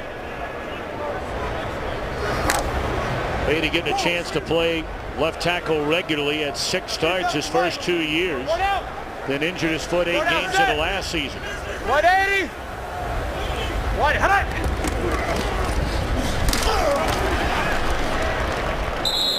Let's check in downstairs with Pam. Well, Tom, Pete Carroll was not flustered. He was not angry, but what he wouldn't give to have those turnovers back. He said that we felt like the offense, though, showed some things, and he feels like they will have an opportunity to do some good things in this half. Tom Coughlin also said that the turnovers also showed that they lack some poise in certain situations, and they will have some opportunities as well. Back to you. All right, Pam, thank you very much. Tom Coughlin going all the way back to training camp, kept pounding the words "need to finish" over and over to this team. Final 4 games of last year, they faltered, especially in the fourth quarter of games. They've been very good in the second half of games this year. But down goes Manning again in the arms of Alan Branch, his first sack of the year. Well, it's just a great play in the middle there by Alan Branch, 99. You're going to see him here, and he just beats right guard Chris Snee. I mean, he's on top of Eli Manning before Eli even knows what's happened. We've got a couple nice plays here now. Of course, we had the holding penalty there on left tackle Will Beatty, but the sack, and so the Giants, to start this second half, are going in the wrong direction. On 3rd and forever, they need to get to the 20 for a first down, and is that a catch? It is a catch, but he appears to be about, well, we'll wait and see where they put it down. Well short of the first down. That's where they started his drive, out of the 20. Needed to get to the 30. Well short of the first down, but kind of like what we talked about there in the first half with Seattle when they failed to convert on a 3rd and long. That goes a long way in helping your defense out with this punt and what it means for field position.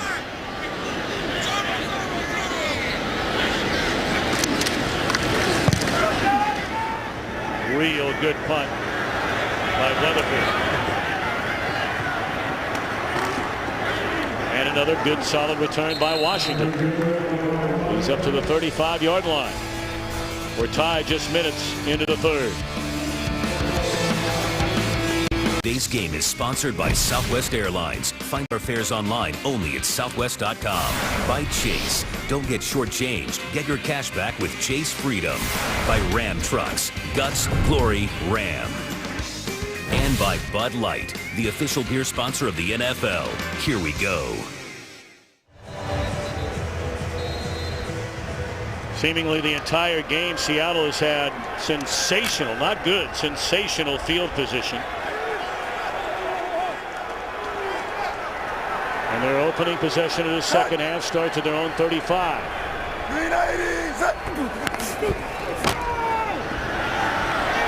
Sidney Rice lost the ball. Marshawn Lynch picks it up and appeared to get back to the line of scrimmage.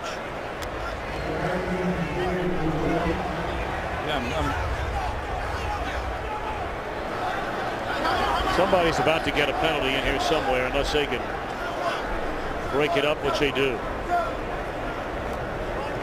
Michael Foley in the middle of all that, along with Okun. You know, a couple things in there, Tom, was one, did Sidney Rice make the catch? And it looked like he sure did, and that's why the ball came out, because initially I couldn't tell if he actually made the catch or was it a backward pass. And if it was a backward pass, didn't matter if he made the catch. It's a live ball. It was a live ball there as well. Set up a screen to Lynch. He's up to the 39. 3rd down and 6 coming up. Well, we talked about it coming in, Tom, about how successful they were last week against Atlanta in the second half in the no-huddle offense.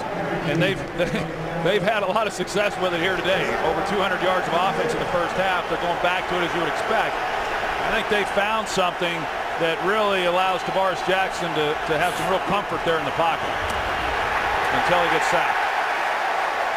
Kiwanuka there to wrap him up and throw him down. 3 and out. This Giant defense, the last 4 possessions, has really gotten it done. Yeah, they have. You know, you saw that at the end of the first half. They started to get a little bit of energy. Matthias Kiwanuka, I mean, they got so many guys.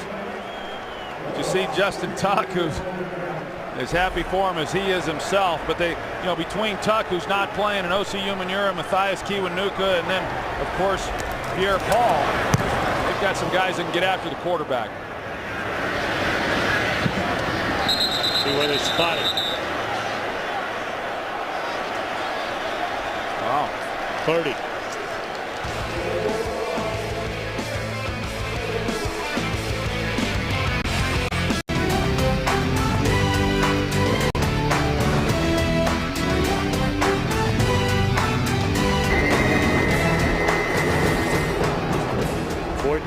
Apiece. 11:07 to play in the 3rd quarter.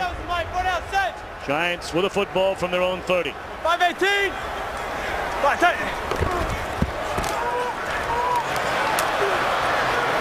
Well, this run stingy Seattle defense just allowing next to nothing again. Yeah, you're going to see the offensive leaders here for the New York Giants, and you know, Eli Manning having a decent game, of course the 1 interception, but Ahmad Bradshaw here, as far as running the ball, you know, as expected, they have not had success running the football. So, you know, as you look at this second half, anything that they do is going to have to be through the air. So they've got to do a better job of protecting Eli Manning in the pocket. Think about it. Seattle defensively has only, now nothing has gone today as we had expected, but Seattle defensively has only given up 1 second half touchdown all season long. I mean, so they've been pretty tough the last 30 minutes of these games. Pretty good running room that time for Bradshaw to bring up 3rd down and short. They bring up 3rd down, and this is a down that Seattle has dominated here in this game. The Giants have not yet converted on 3rd down, and you know, at the end of the day, that's what this game's about. I mean, the turnovers, and then who can convert on 3rd and who can get off the field on 3rd down. And Seattle's done a great job defensively of forcing the Giants to punt after 3rd downs throughout this game. Darrell Scott checks in.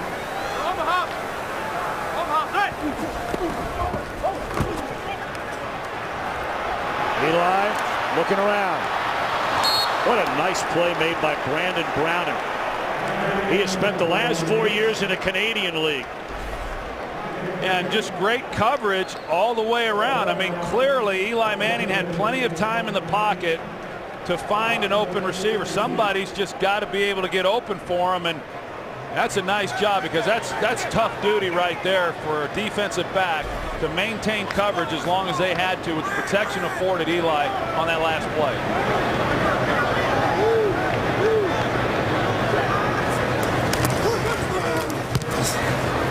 Well, Weatherford is having an outstanding game. But he outpunts his coverage. And another good return. I mean, Weatherford's banging him 55, 52 there, 60 a moment ago, but Washington with pretty good returns and good field position again. Game is sponsored by Verizon. Get coverage of every NFL game on NFL Mobile. Call Star NFL from your Verizon phone to get NFL Mobile. Alongside Troy Aikman and Pam Oliver, our entire Fox crew. Tom Brenneman from East Rutherford, New Jersey, a 14-14 game. Seattle offense has been very quiet. their last 4 possessions. But a good pickup on a first-round run by Jackson. That's a gain of 11.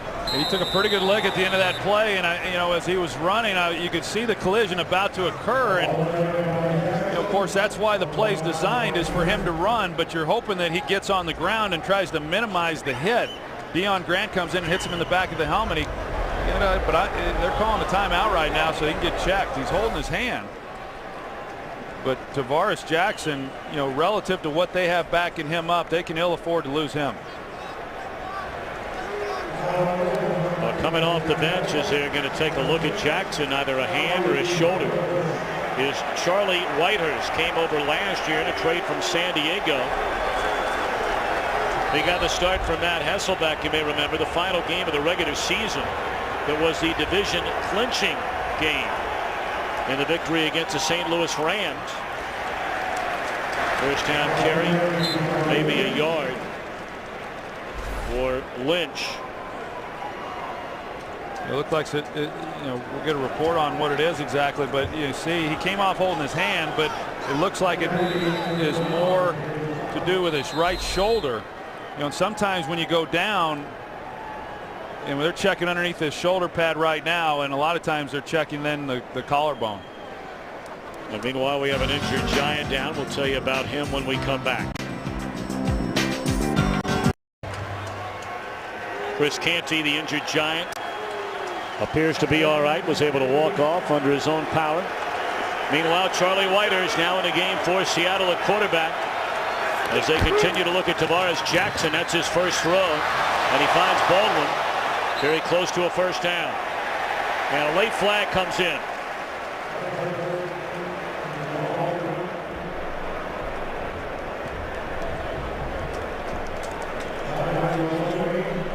Holding, offense, number 87. 10-yard penalty from the spot of the foul. Repeat, second down. They come on to make the quick throw to Baldwin, and then Obamanu is the one who's called for the hold right there, which keeps Aaron Ross then from being able to get out there and make the play on what was a pretty good gain. You wonder, we were going to find out after that last play, but you wonder with Charlie Whitehurst coming into the game without much work, I'm sure, during the week with the number ones, backups a lot of times don't get any work, whether they'll stick with the no huddle or if they'll go now to the more conventional huddle and then call the plays and go to the line of scrimmage. Play action, and Charlie's going to run it. Out of bounds at the 41-yard line, 3rd and 9 upcoming. Get coverage of every NFL game on NFL Mobile. Call Star NFL to get NFL action right on your mobile phone. Whitehurst in the league 6 years. This is only the 9th game he's ever played in. Well, they went with the no huddle.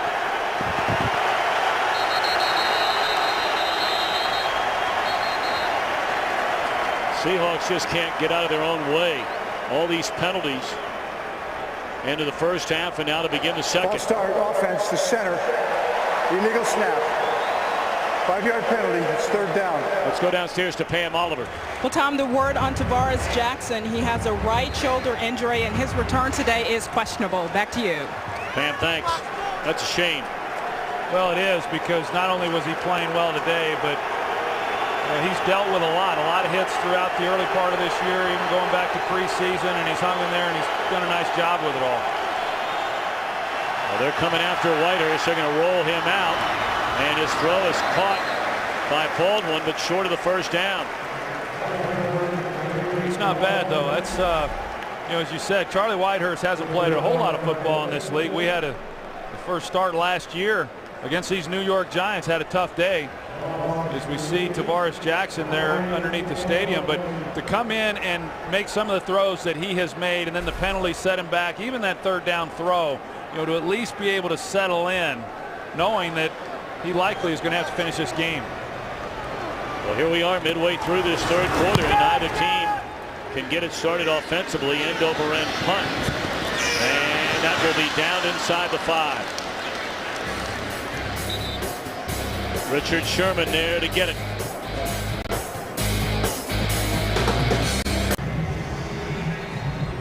Inside their own 5, Giants get it with 7:07 to play here in the 3rd quarter.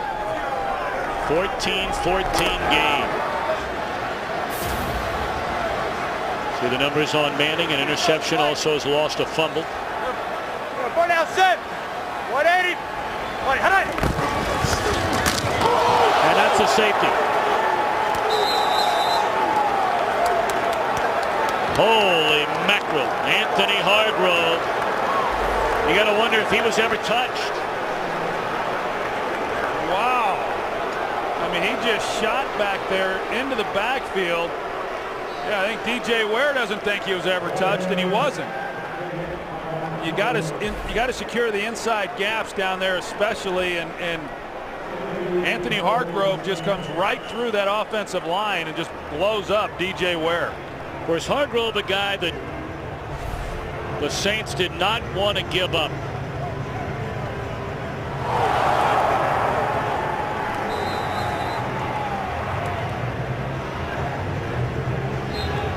Hargrove split his first 4 years in the league between St. Louis and Buffalo, was out of football for a year as he had some off-the-field issues, but then came back in 09 to play in 16 games, 6 starts for the Super Bowl champions. And he was the Ed Block Courage Award winner for New Orleans, voted on by his teammates with all that he had overcome to get back and play again. I tell you, that was a nice play, but you know, you can make those kind of plays when nobody gets in front of you or tries to slow you down. You know, I mean, good gosh, 270 pounds just on a straight line on DJ Ware. And so while the defense for the Giants has done a nice job, was a safety. Now you've got Seattle. They come back, they make a play of their own. Of course, every scoring play is under review this year in the National Football League, and they're going to make sure that this is a safety. Yeah, you got to see whether or not the ball was able to get out of the goal line, and you know, I don't, you know, there's a chance that he had broken the plane, gotten the ball out of the end zone into the field of play before the contact was made. Then you'd say, well, forward progress gets him out of the end zone. But I don't know if by that look right there they can, I don't know that they're going to be able to piece this together to be able to make that claim. Tell you, this is a huge call. I mean, everybody is set up already to kick and give Seattle the football. If indeed he is awarded forward progress here, the Giants are getting the ball back inside the 1-yard line.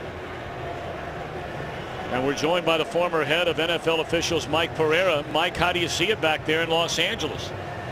Remember now, we're not talking about breaking the plane here. In order for it not to be a safety, the entire ball must get out into the field to play. And what I see here, you can't really see that. So when you're looking here, this entire ball must get out over the goal line. And I don't think it does. And certainly I don't see where there's enough they could overturn that and say that it does. Well, we thank Mike Pereira from back in our command center in Los Angeles.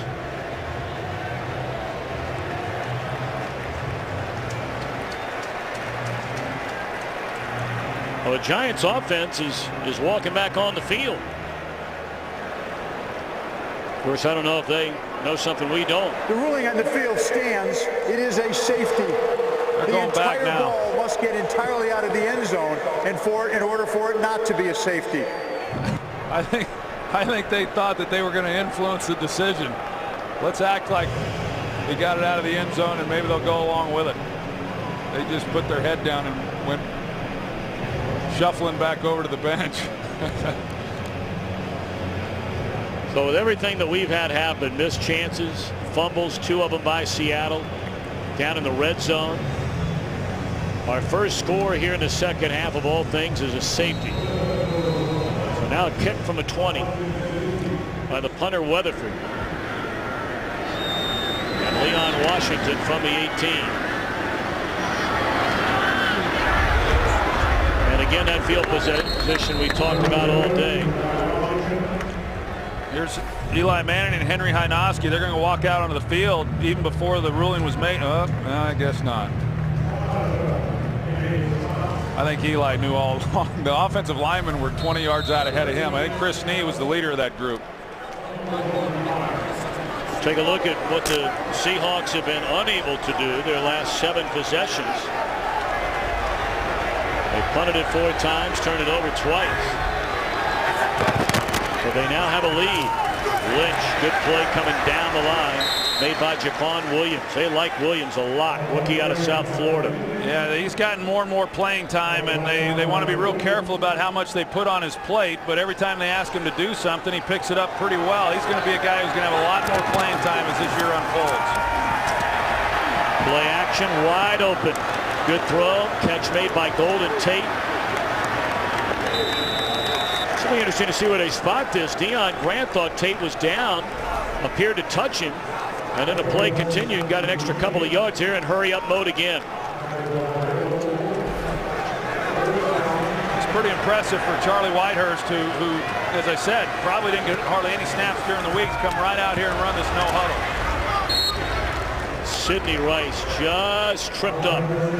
Well, that had about 15 to 20 more written all over. Charlie Whitehurst is, he's a guy who, they have a lot of confidence in his ability, and he's got a heck of an arm. We've seen him show some of that here already. Foley there to wrap up for Shep. Williams also in on a stop. And you see Charlie Whitehurst is telling the group to go ahead and huddle up. Here on third down, I know in talking with Perry Fuel, he would say that even when a team goes no huddle, it doesn't keep us from really running our defense. We're still able to run the blitzes. We're still able to communicate the things that we want to do. So it was not a problem coming into the game for them defensively as to how they were going to go about attacking it. They just simply haven't been able to slow down this Seattle offense outside of the takeaways. That was an official's timeout, not a timeout. Or was it a timeout charge to Seattle? They had an injured player down on the field, John Moffitt. And they're going to rush him right back into their locker room. Well, that would be a big hit. #1 pick out of Wisconsin.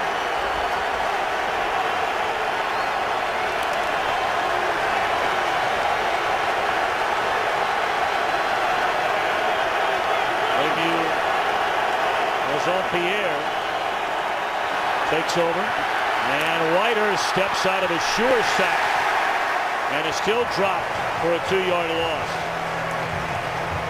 Well, it's a good defensive stop, but this play didn't have a chance from the start really because of the snap. You're going to see the low snap here by Max Unger, and so that's very tough on a quarterback when you're trying to read blitzes, worried about pressure and the packages that the Giants employ, and not being able to get your eyes down the field, and he just did the best he could and had no real shot at picking up that first down.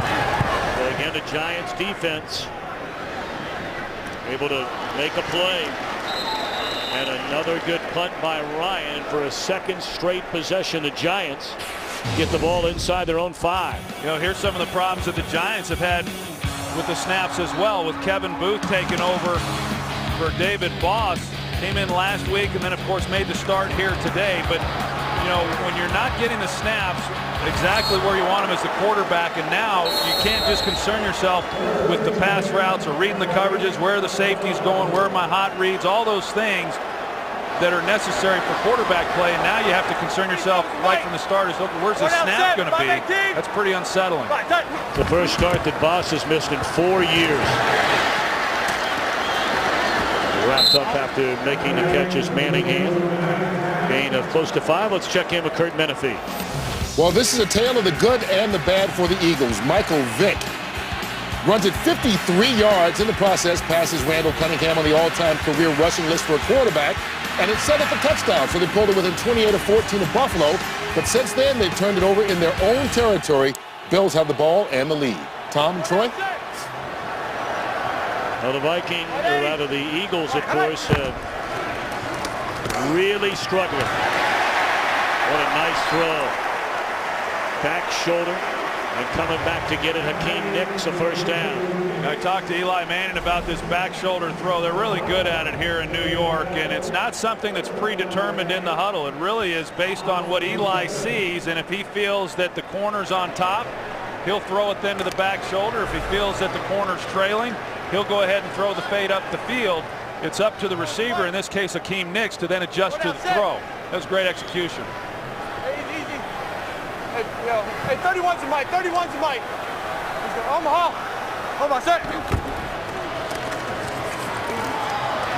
Looking down the field to Manningham, and it's incomplete.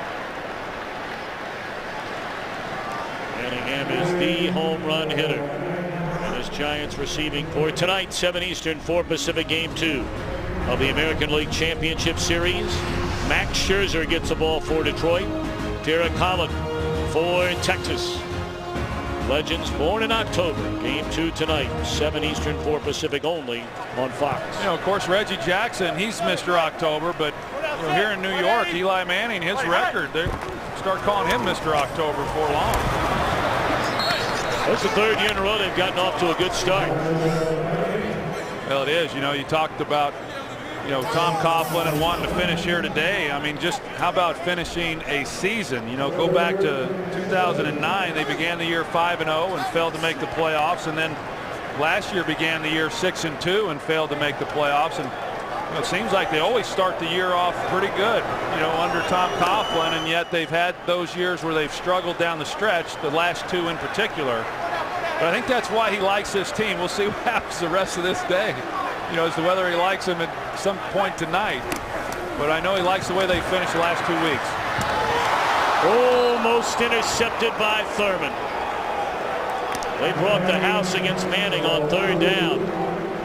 He had to get rid of it, and that was nearly intercepted. Yeah, Thurman, he's just able to drive on the ball, and you see he's watching Eli the whole way, and this isn't Eli's fault. I mean, right here, Victor Cruz has got to come back down the line and protect his quarterback and make the play. Now, he's trying to hold the line.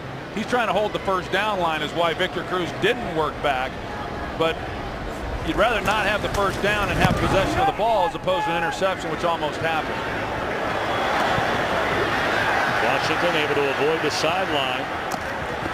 Well, this guy is still such a weapon in the return game. 15-yard return after the 50-yard punt. And of course, the Seahawks playing without Tavares Jackson, injuring his right shoulder on that 1st down 11-yard run. And that's his throwing shoulder.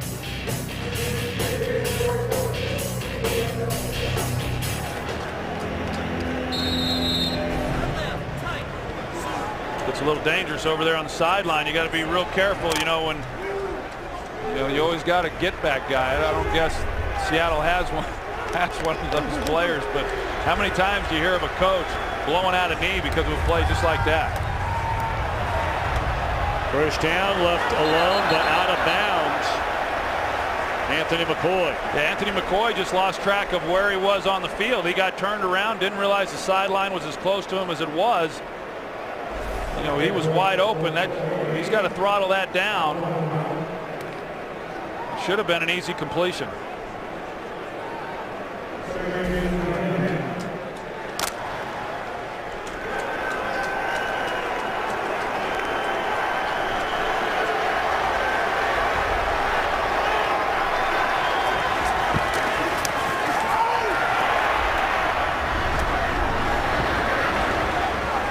Sidney Rice for a gain of 9. Covered and tackled by Webster. 3rd down and a yard. And they're not huddling up. We saw on the 3rd and long on their previous possession they did huddle up. They wanted to make sure they got a good call, but here on 3rd and short, it feels pretty good just going right at it.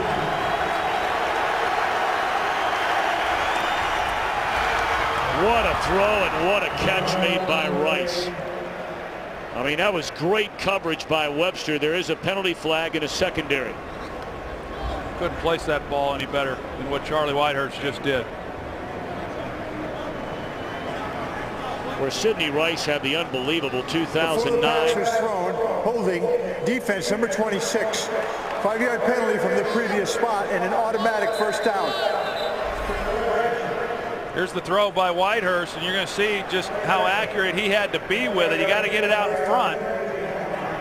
But Sidney Rice, I mean, he makes those type of catches. He's got the hands and the strong hands in order to haul those in. It's a nice 3rd down conversion. That year playing with Brett Favre, of course, in 09 when Minnesota reached the NFC Championship game. Rice had 83 catches for over 1,300 yards, and then he had hip surgery prior to the start of last regular season. Didn't come back to the final 6 weeks. Whitehurst had an open receiver again, McCoy, but appeared to get bumped by Human Europe.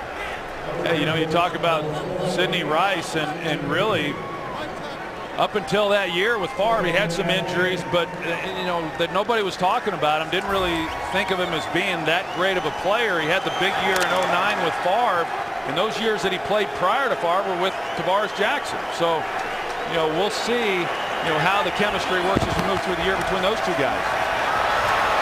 Marshawn Lynch, a big run. He's inside the 30 to the 28-yard line and a first down. Max Unger, the center. Yeah, Max Unger, he does a nice job of getting out in front and really sealing it right here. You see, as he works around, that's what you've got to be able to do, is get in front of that guy, and that guy being Chris Canty, and then the running back comes right off of your hip. Back to Lynch again. Lynch on the 47-yard carry in the first half. So his yards per carry are off the charts, but a lot of it due to the one rush. Yeah, a little misleading as far as when you go back and look at this game as to, you know, how the Seahawks were able to run the football. Outside of that one run, they've really struggled. The Giants have struggled running the football as well. Anything that's happened in this game, really, offensively for both teams, has had to occur through the air.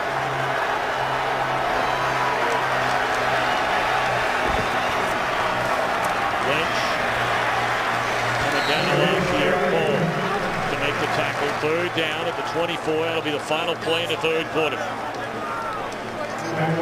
So here we go in the fourth, where both these teams have been very good so far this year. Fox NFL Sunday continues after a word. 16-14 set to begin the fourth quarter, and Pete Carroll hoping that Charlie Whitehurst can be the man prior to that very long trip across country to get him a win. I tell you, he's performed well. I mean, that's not easy to do, and he has stepped in. They haven't missed a beat. They haven't changed anything they've been doing offensively, and he's been throwing the heck out of the ball.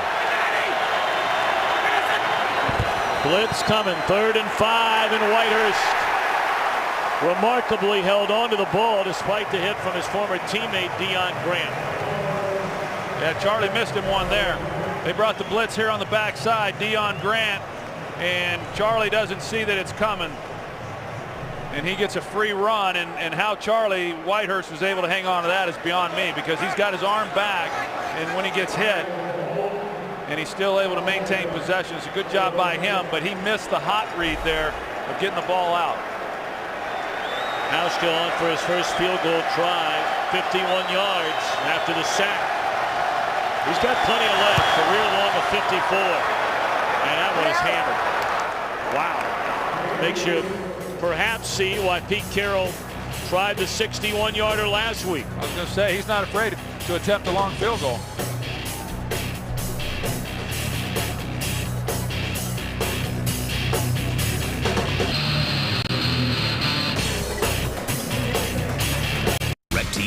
If you call yourself a sports fan, you gotta get DirecTV. By Burger King, more beef, more value. The $1.99 Toppers Burgers, only at Burger King. And by State Farm, for auto, home, life, and banking, get to a better state.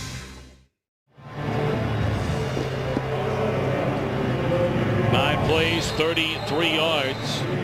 Hauschka, the 51-yard field goal, putting Seattle in front 19-14. Of course, it was last Sunday in the fourth quarter. They were down to less than 6 minutes remaining in a game when Eli Manning and the Giants scored 2 touchdowns less than a minute apart. And a good return by Devin Thomas up to the 35-yard line. Well, you talk about those comebacks, and that will serve them well, you know, here in this fourth quarter, as you see the great return here by the return team and Devin Thomas. And so this is a group offensively that knows that they can come out and score points and come back from a deficit. You said 10 points down last week with 5 minutes to play, and they pulled it off on the road. Don't forget, Eli Manning, the best in the National Football League in fourth quarter passing. He's been outstanding all year. And they're going to run the ball on first down. And that's pretty much been the story all day long. There's just nothing there. Let's send it back to Kurt Menefee in Los Angeles. Hey, look at this. Carolina's Cam Newton with his second touchdown pass of the day. He's also run for one. but this one by Greg Olsen gives them the lead over the Saints 27-23 in the fourth quarter. Tom, Troy, and Pam. Yeah, that tight end duo they have in Carolina, saw them in Chicago last week. Shockey along with Olsen. That's quite a 1-2 punch out of that position. Hey, Cam Newton's the real deal, too. I mean, it's not a fluke. You watch him, and he knows what he's doing. Screen to Bradshaw with running room. Flag comes down. This will probably be a hold against Hakeem Nicks. Looked like he got tangled up with Brandon Browner, trying to spring Bradshaw loose.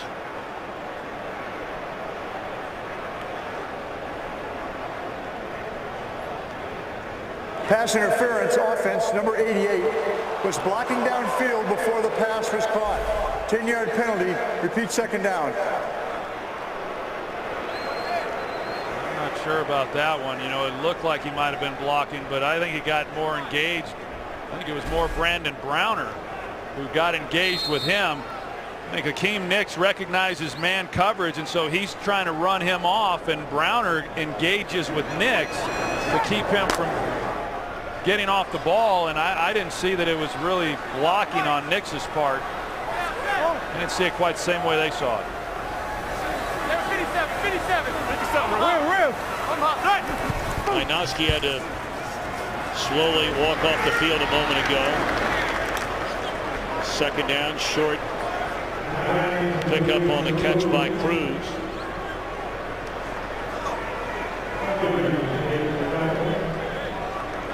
Clock closing in on 13 minutes. There's Hinoski. Now here they are faced with a 3rd and long, and you know, to go back to kind of what's been one of the storylines for this team, they've not yet converted a 3rd down. Hey, 3 down. Hey, 57's the mic. 57's the mic. 0 for 8. I'm that team. Hey.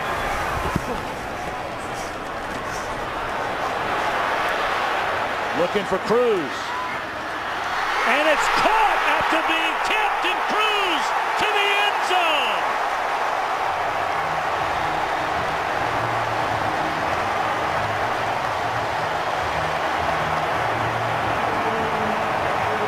Well, Seattle had perfect coverage downfield. Eli Manning just simply threw that one up, said a prayer. There were 2 defenders down there. Cam Chancellor being the safety that was really over the top of it.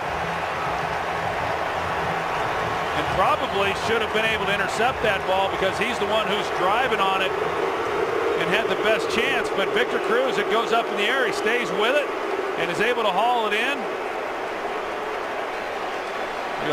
That's one of those, they talk about Eli Manning's interceptions being down from a year ago. That one could have very easily have been intercepted. Instead, they'll be talking about what a great play that was. Him giving his receiver a chance, and more importantly, Victor Cruz coming up with another big play. This guy's been their big play guy the last 3 weeks. Going for 2 points here to try and make it a 3-point game.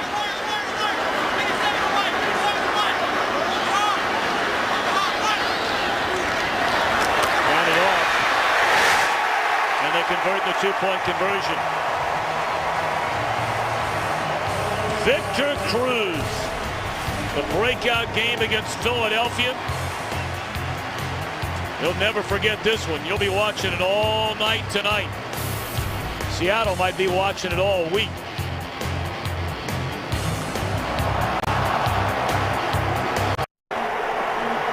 Victor Cruz, who did not receive a single Division I college scholarship offer coming out of Patterson, New Jersey's Catholic High School. So he went and played 1 AA at UMass. Brought in by the Giants, an undrafted rookie free agent, had the 3-touchdown preseason game against the Jets last year. Wound up playing in just 3 games in the regular season without a catch. But boy, after the injuries to Dominic Hickson, the concussion to Manningham, got that chance against Philadelphia, and he's become a big play man in this offense.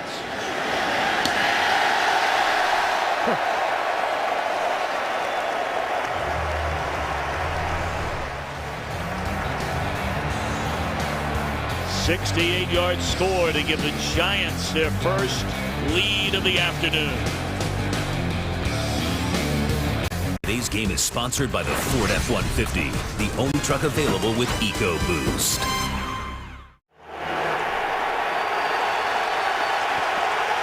Crowd into it for the first time all day.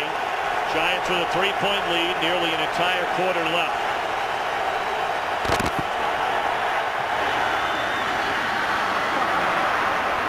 Baldwin still on his feet, and it'll be a gain of close to 20 on first down. A little misdirection there. They had him looking one way and came back the other way.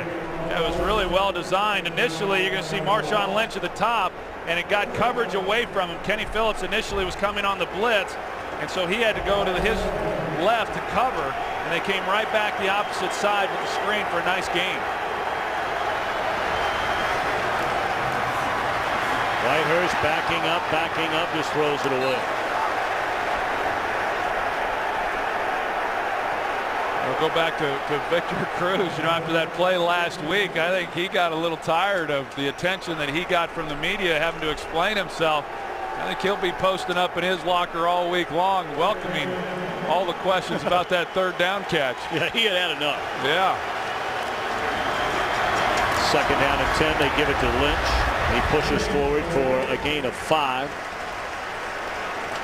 You may have seen the note down at the bottom of your screen at home. If not, we tell you game 2 tonight in the American League Championship Series called off due to rain. So they'll play game 2 tomorrow.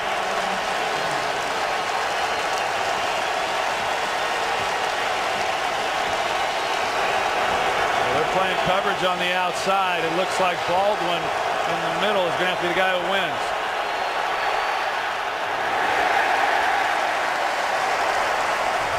Whitehurst appeared to have his eye on just one guy from the time he caught the snap, and it wasn't there. Yeah, they played inside on the outside receiver, and really took away what Seattle was wanting to do. And Whitehurst, never did even look to the inside where Baldwin was. That was the weakness of the coverage there. And because of the coverage that the Giants ran, there was nowhere then for Whitehurst to throw the ball. Andover and punt. Loss a fair catch at the 17. Still a long way to go in a back and forth game with the Giants in front by 3. Victor Cruz to stand on the sideline for a first down. But the tip ball and the juggling one-handed catch a moment ago with a 68-yard touchdown to give the Giants a lead. And we asked him, like everybody else did, about that play last week in Arizona. All right, guys, for the last time, this is it. Rule 7, Section 2, Article 1. An official shall declare dead ball, and the down ended when a runner, me, declares himself down by falling to the ground, which I did, and making no effort to advance, which is what happened. Please let this be the last time I have to answer that question. Got a good sense of humor. Incomplete on the pass attempt to Jake Ballard. Rule 2, Section 7, Article 1 is That's it. At Patterson Catholic High, you had to learn the Constitution, and now you got to worry about the NFL rule book. Hey, but I'll tell you, this guy, he's a nice player. I don't know if they realized just how good he was going to be, but you watch him when he's been given his opportunities, and I talked about it a little bit earlier. There's certain guys that are just quarterback friendly and have a knack for knowing how to get open, and he's one of those guys. And now a third down again for the Giants on the crossing pattern. They find Cruz, and he is short of the first down. The question is, did he fumble the football in the process? Because it looked like he made the catch. It looked like he made the catch, and he might have been trying to extend to get the necessary yardage to pick up the first down. And it's Seattle ball.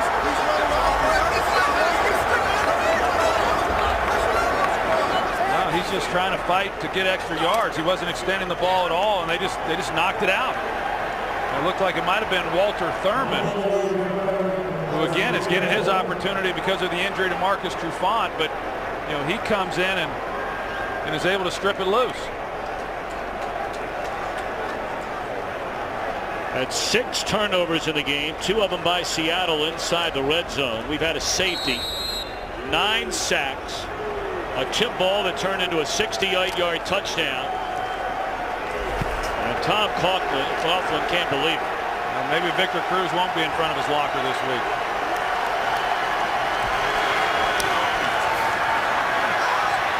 Whitehurst rolling, and just throws it away.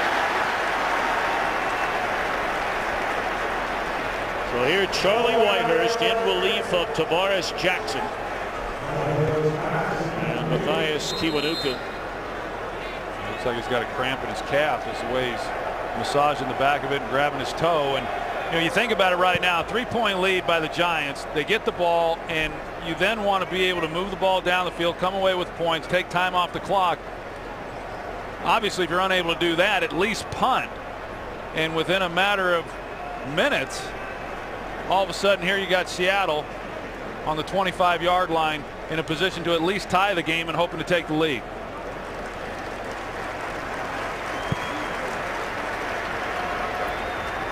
Kiwanuka is okay, it looks like.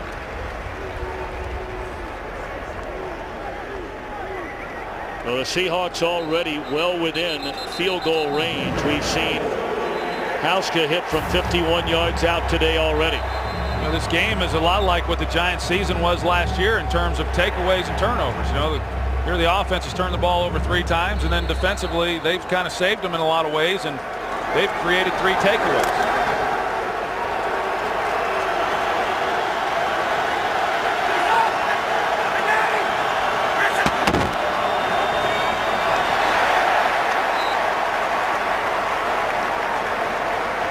About that, they say it's an incomplete pass. That almost looked like a lateral. Let's check in with Kurt Menefee. Well, Tom, we want to let you know that Game 2 of the American League Championship Series schedule for tonight has already been postponed due to pending rain in Texas. So Detroit and the Rangers will play tomorrow, 4 o'clock Eastern, 1 o'clock Pacific. You can catch it right here on Fox. All right, Kurt, thank you. 3rd down and 10. Right now, if they can't move the ball again, they're looking at a 41-yard field goal. But Seattle's thinking about getting a lead. Blitz coming. And Williams never turned around. That's a great job defensively by the Giants. To give up that kind of field position, you can see they're all out. They're bringing pressure. There's no safety help anywhere across the board. Just one-on-one. Corey Webster here on Sidney Rice, and he does a good job. But for them not to give up a touchdown, giving up that kind of field position based on that fumble by Victor Cruz, that's impressive. 43-yard field goal try for Hauska trying to tie the game. And he got it. So we begin anew with 10:15 to play in the 4th quarter.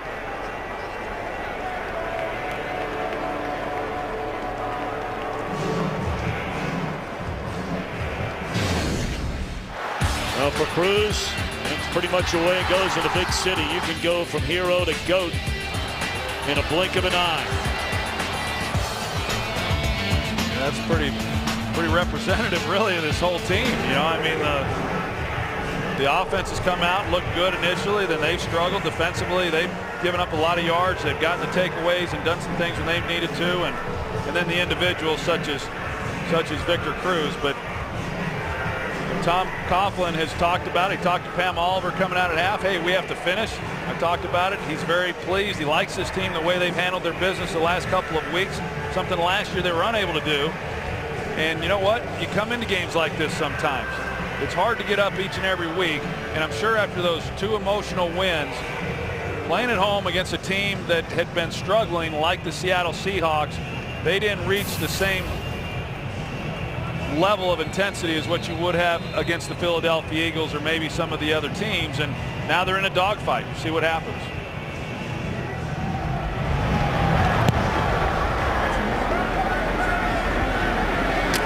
Thomas thought about it, takes a knee. Well, let's take a peek ahead of next week. The NFL on Fox, a doubleheader. Game 1, the Eagles and the Redskins. That's a big one in the NFC East. 49ers and the Lions. Very interesting game.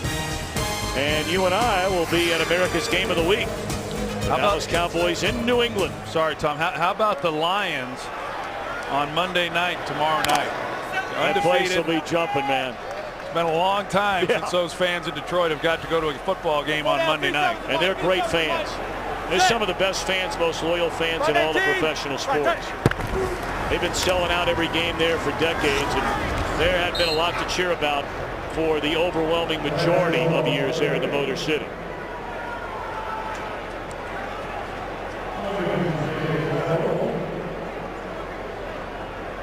Brought it up earlier, Tom Coughlin.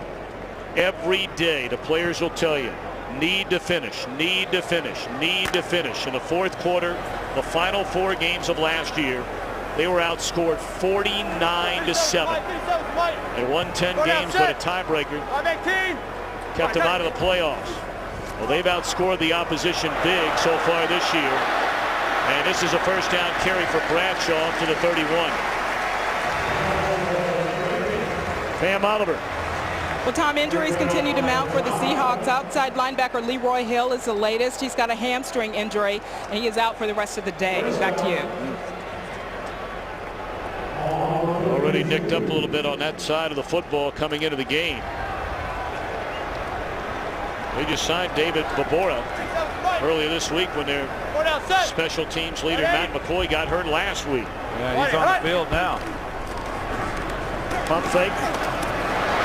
And they lay it off to the big fella. Bear Pasco.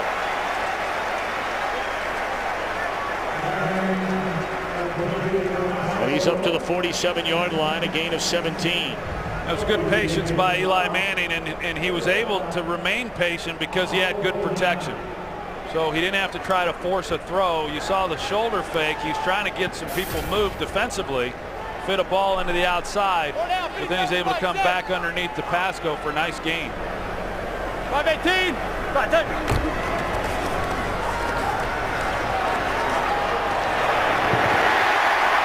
they find the other big fella. That's Jake Ballard.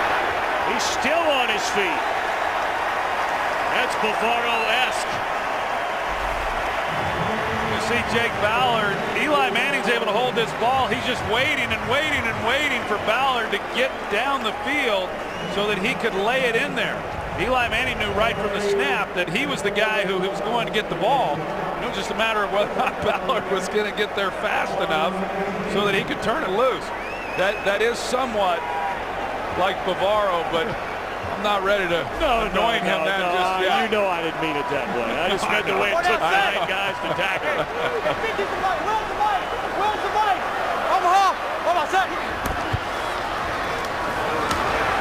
Bradshaw, good patience. Inside the 10. I'll tell you, Beckham's the guy they thought out of that tight end position was going to be a big player for him. But on this drive, the duo of Pasco, Ballard, and now Pasco with a big block here. And the guy who has had to kind of carry the load, at least with rushing attempts today because of the injury to Brandon Jacobs, has been Ahmad Bradshaw. You know, I mean, he's had some nice runs here on this possession. It seems like it takes Seattle applying a little pressure here to the Giants for them to really be able to respond offensively. Where? For a yard.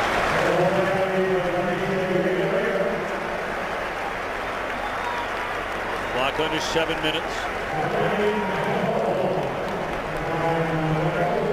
The first and goal for the Giants.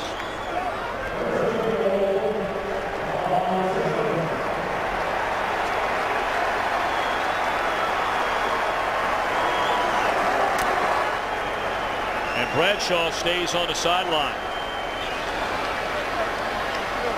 Go down, 57 to Mike, set. 180. 100. False start offense, number 85. 5-yard penalty. It's first down. It's Ballard. You're going to see him raise up. Right there is where they got him, and boy, when you get the first down like they did on that second and short, and you know you're in there on the 8-yard line, that's hard, you know, getting a touchdown from that position, and then you back them up now. First and goal here from what are they on the 12-yard line or what have you? That's tough on an offense.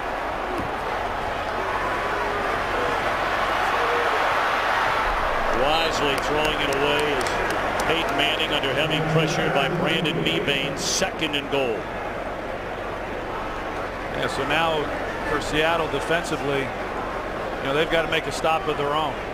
The difference between a touchdown and a field goal right here is huge for this Seattle offense. For them to be able to come back and be down 3 points, that's not too bad. But they've been struggling a little bit here lately of finishing drives, and a touchdown would go a long way for this New York Giant team. I beg your pardon there. Calling Eli, his brother Peyton. Eli to drop it. Boy, that's a dangerous throw. A lot of bodies in the middle of that pile. It's incomplete. 3rd and goal. It's always a somewhat dangerous throw when you run that middle screen, and you see a lot of teams do it, but there's a lot of bodies in there in the middle, and for a quarterback, you're trying to fit one in pretty quickly, and that was actually not as congested as what it sometimes can be.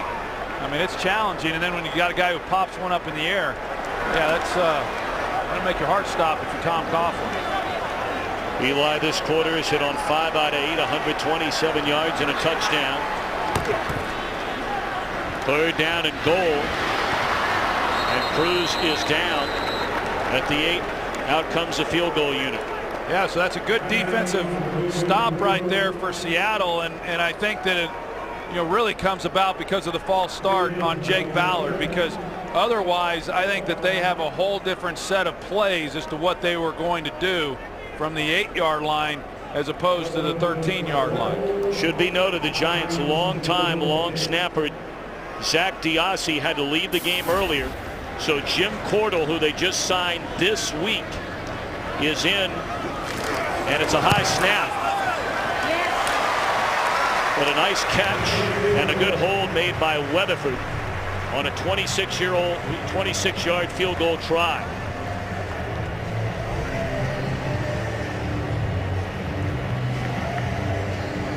You notice many of the players donned in pink today, joining the NFL's Crucial Catch campaign in the fight against breast cancer. Visit NFL.com/auction to bid now on authentic game-worn NFL pink products. All proceeds benefit the American Cancer Society.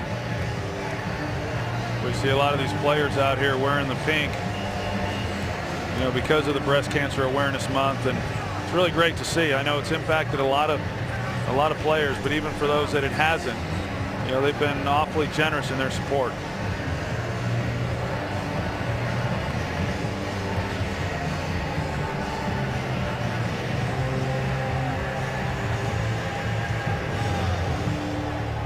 Well, 4:49 left to go. The Giants 25, Seattle 22.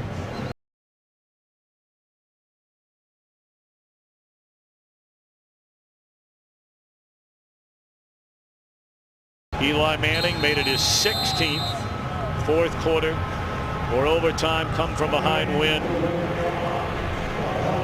in the game at Arizona last week, and trying to make it 17 here today.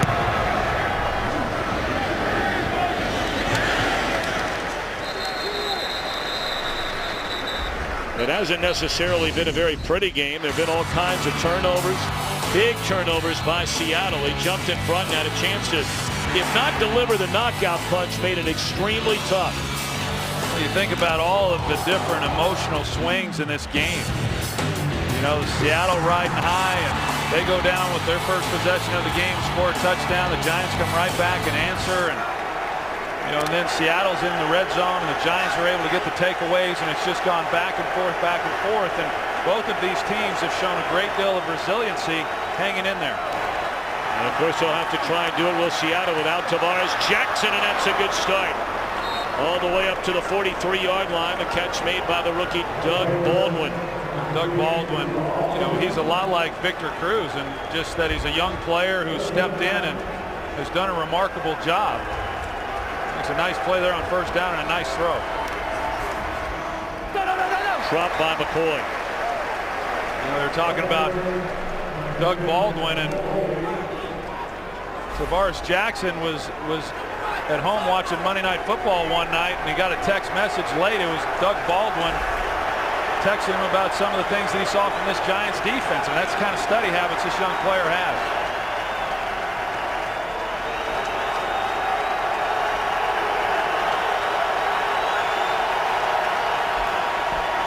Give it to Leon Washington. He's up to the 45-yard line. We're down to closing in on 4 minutes. This is an extremely important third down for Seattle. And they're still in the hurry up.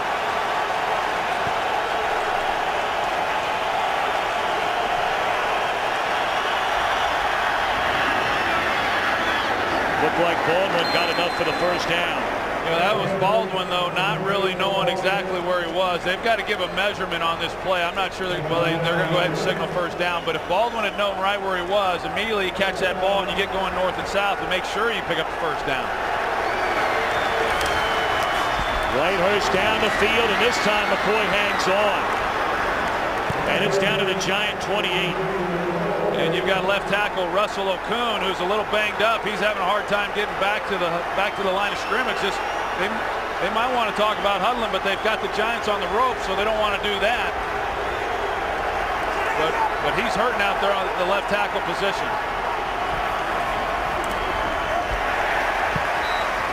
Good play made by Antrell Roll.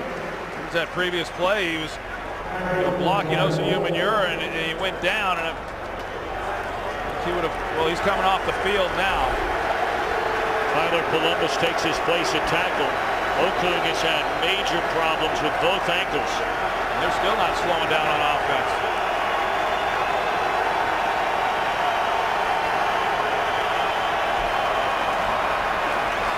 Pump fake wide open, a touchdown to Baldwin. Osayi-Umenyiora, Tom, he came off sides, and they had a free play, and it looked like the secondary shut it down, thinking that they were going to throw the flag. Offside defense, number 72. Excuse me, thinking they were going to shut the play down. Touchdown. And the receivers kept playing, Whitehurst kept playing. It was easy touchdown. And you know, by the back picking up the block, that's probably what prevented exactly what you said might happen. You know what? Actually, what happened? They faked that they were going to run the wide receiver screen, and both defensive backs jumped the receiver that was acting as though he was running the screen, and then they're able to get the throw in behind him. Saw about 4 different colleges run that exact same play yesterday. So now the point after coming up for Hauschka.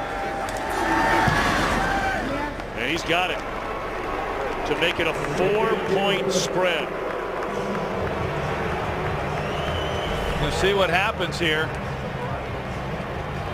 It's out here to your left. He's going to fake the throw.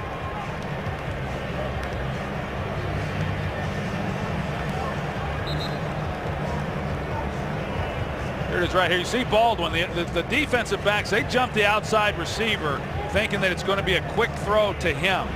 And Baldwin, being in the slot, he just goes right up the seam. No one goes with him, and then Whitehurst just able to lay it right out for him. I thought initially that the defensive backs had shut it down because of the flag being right there on their side. It was that official that threw the flag. I thought they had shut it down, Tom, but they didn't shut it down at all. They just got confused on who was covering who, and they turned Baldwin completely free. So you give a lot of credit to the Seattle team. Now you're talking about the youngest offensive unit in the entire National Football League. Here they fall behind against the Giants. They're to their backup quarterback in Charlie Whitehurst. And they don't deviate from the game plan. Still in a hurry-up offense, right down the field to recapture the lead. Yeah, that was an impressive drive. Whitehurst went 4 of 5 for 77 of the 80 yards on that drive.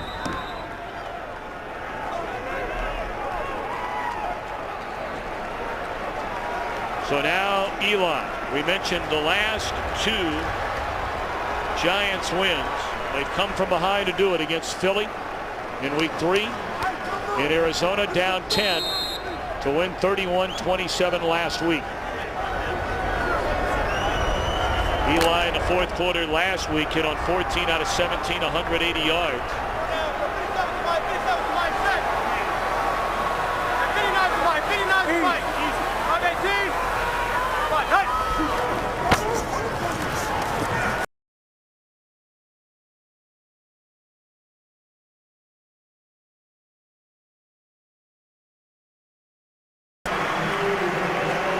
Times, Tom, that's what it takes. You know, a guy gets the ball out in the open field and there's one guy he's got to beat. This time Aaron Curry.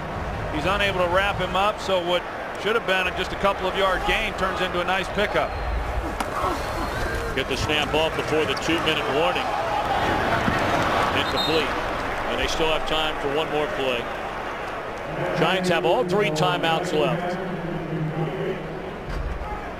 You think about what a difference that safety now makes, you know. I mean, the way this whole thing is unfolded, the fact that the Giants here are in a position where they need a touchdown, a field goal not being enough, and then the stop that, of course, that Seattle made down there once the Giants had such a great possession on the previous drive, holding them out of the end zone and making them kick the field goal. That's not a good sign for the Giants. Their 3-time Pro Bowl right guard Chris Snee heads to the sideline. Jim Portal moves into center, and that'll be Booth over at right guard.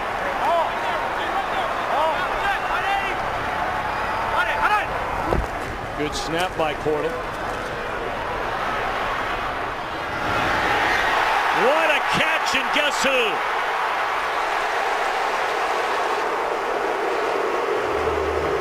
There's who.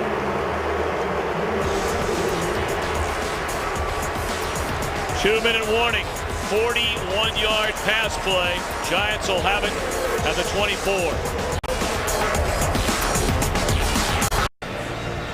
41-yard pass play to take us to 1:55 left here in East Rutherford. The Giants trailing 29-25. Seattle 1-3 on the year. The Giants trying to make it 4 straight wins, 3 straight coming from behind in the fourth quarter.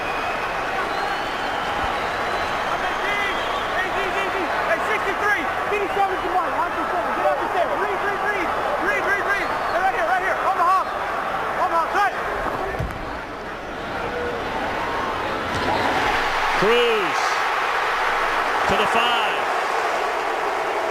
Well, now you're going to see Eli Manning slow this thing down a little bit, but he does a nice job recognizing there's pressure to his backside, so he slides out to the right, and he's able to find Victor Cruz.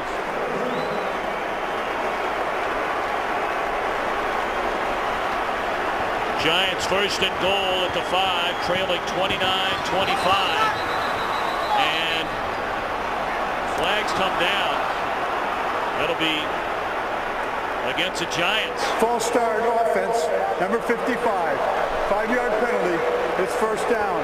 It should be noted they continue to maneuver. Cordell, who was at center a moment ago, now he's at right guard, and Booth has gone back to center without Chris Snee, who left a moment ago injured. Well, on the big play up the right sideline that got him down here to Victor Cruz, Jim Cordell did a great job picking up a twist up front that gave Eli Manning time to throw the ball. That time Manning wanted the ball snapped. It wasn't, and that's what caused the false start. It's intercepted off the hands of Cruz.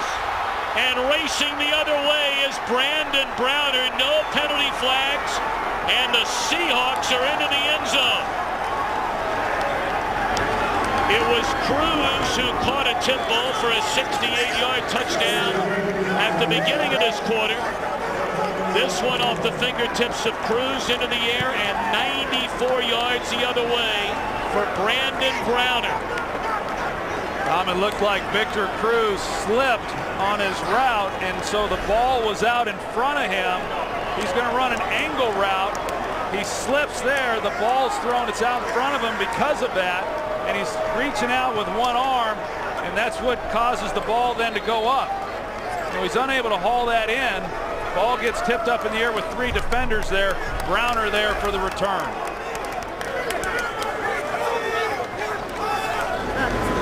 Point after is good, and here we were less than 3 minutes ago, and the Giants had taken a lead, and now they're behind by 11.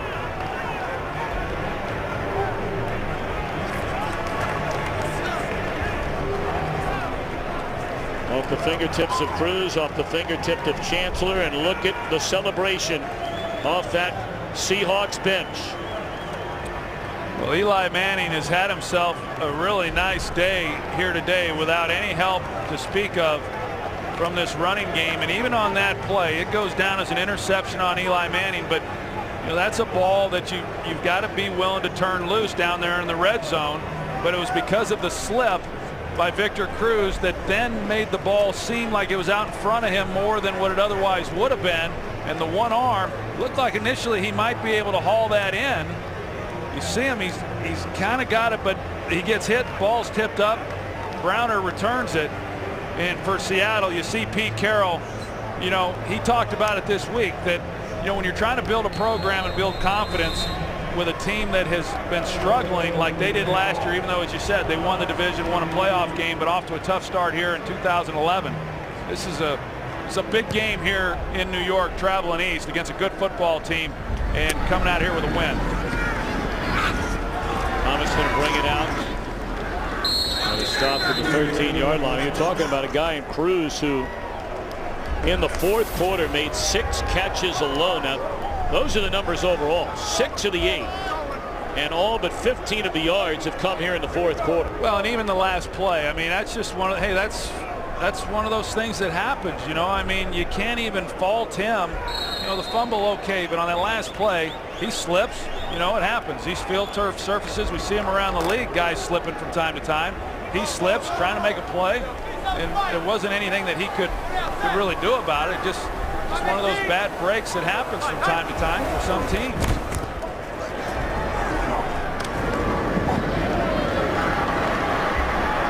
DJ Ware up to the 38. But you know, Tom, I think if you look at this whole game and how it was played and some of the breaks that occurred and how the Giants were able to stay in it, this game should have been a 20-point deficit for the Giants at halftime, yet because of the takeaways defensively, they hung in there. It's hard to argue with this. I think Tom Coughlin would probably be the first one to tell you that, you know, if we had been able to win this game, or you know, who knows, they still might. They got to pick up a lot of yardage here and then get an onside kick. But the Giants didn't play well overall, play well enough to win this ball game. Well, a career high 412 yards, first 400-yard passing game of the career of Eli Manning. Manningham tackled in the open field by Thurman. Had 7 turnovers in the game today, 3 of them inside the red zone. Seattle had the 2 in that first half, preventing them from having that 20-point lead. I'm surprised they're preserving all these timeouts, and they're wasting a lot of time.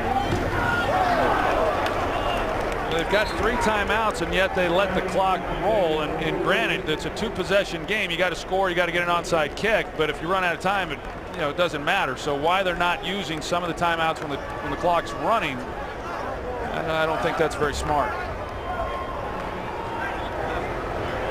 Well, you bounce around town like we have the last couple of days, and you run into so many Giant fans, and they'll look you in the eye and say, this is the kind of game that scares you from the very beginning. Tom Coughlin said the same thing when we talked with him.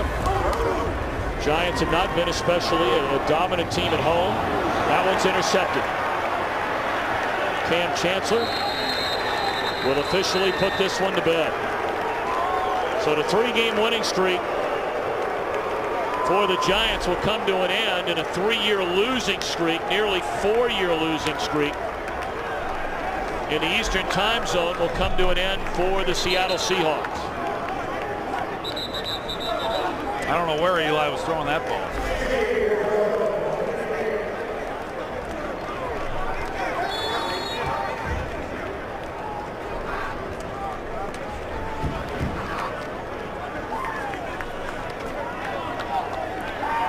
Pete Carroll spent a season as head coach of the New York Jets.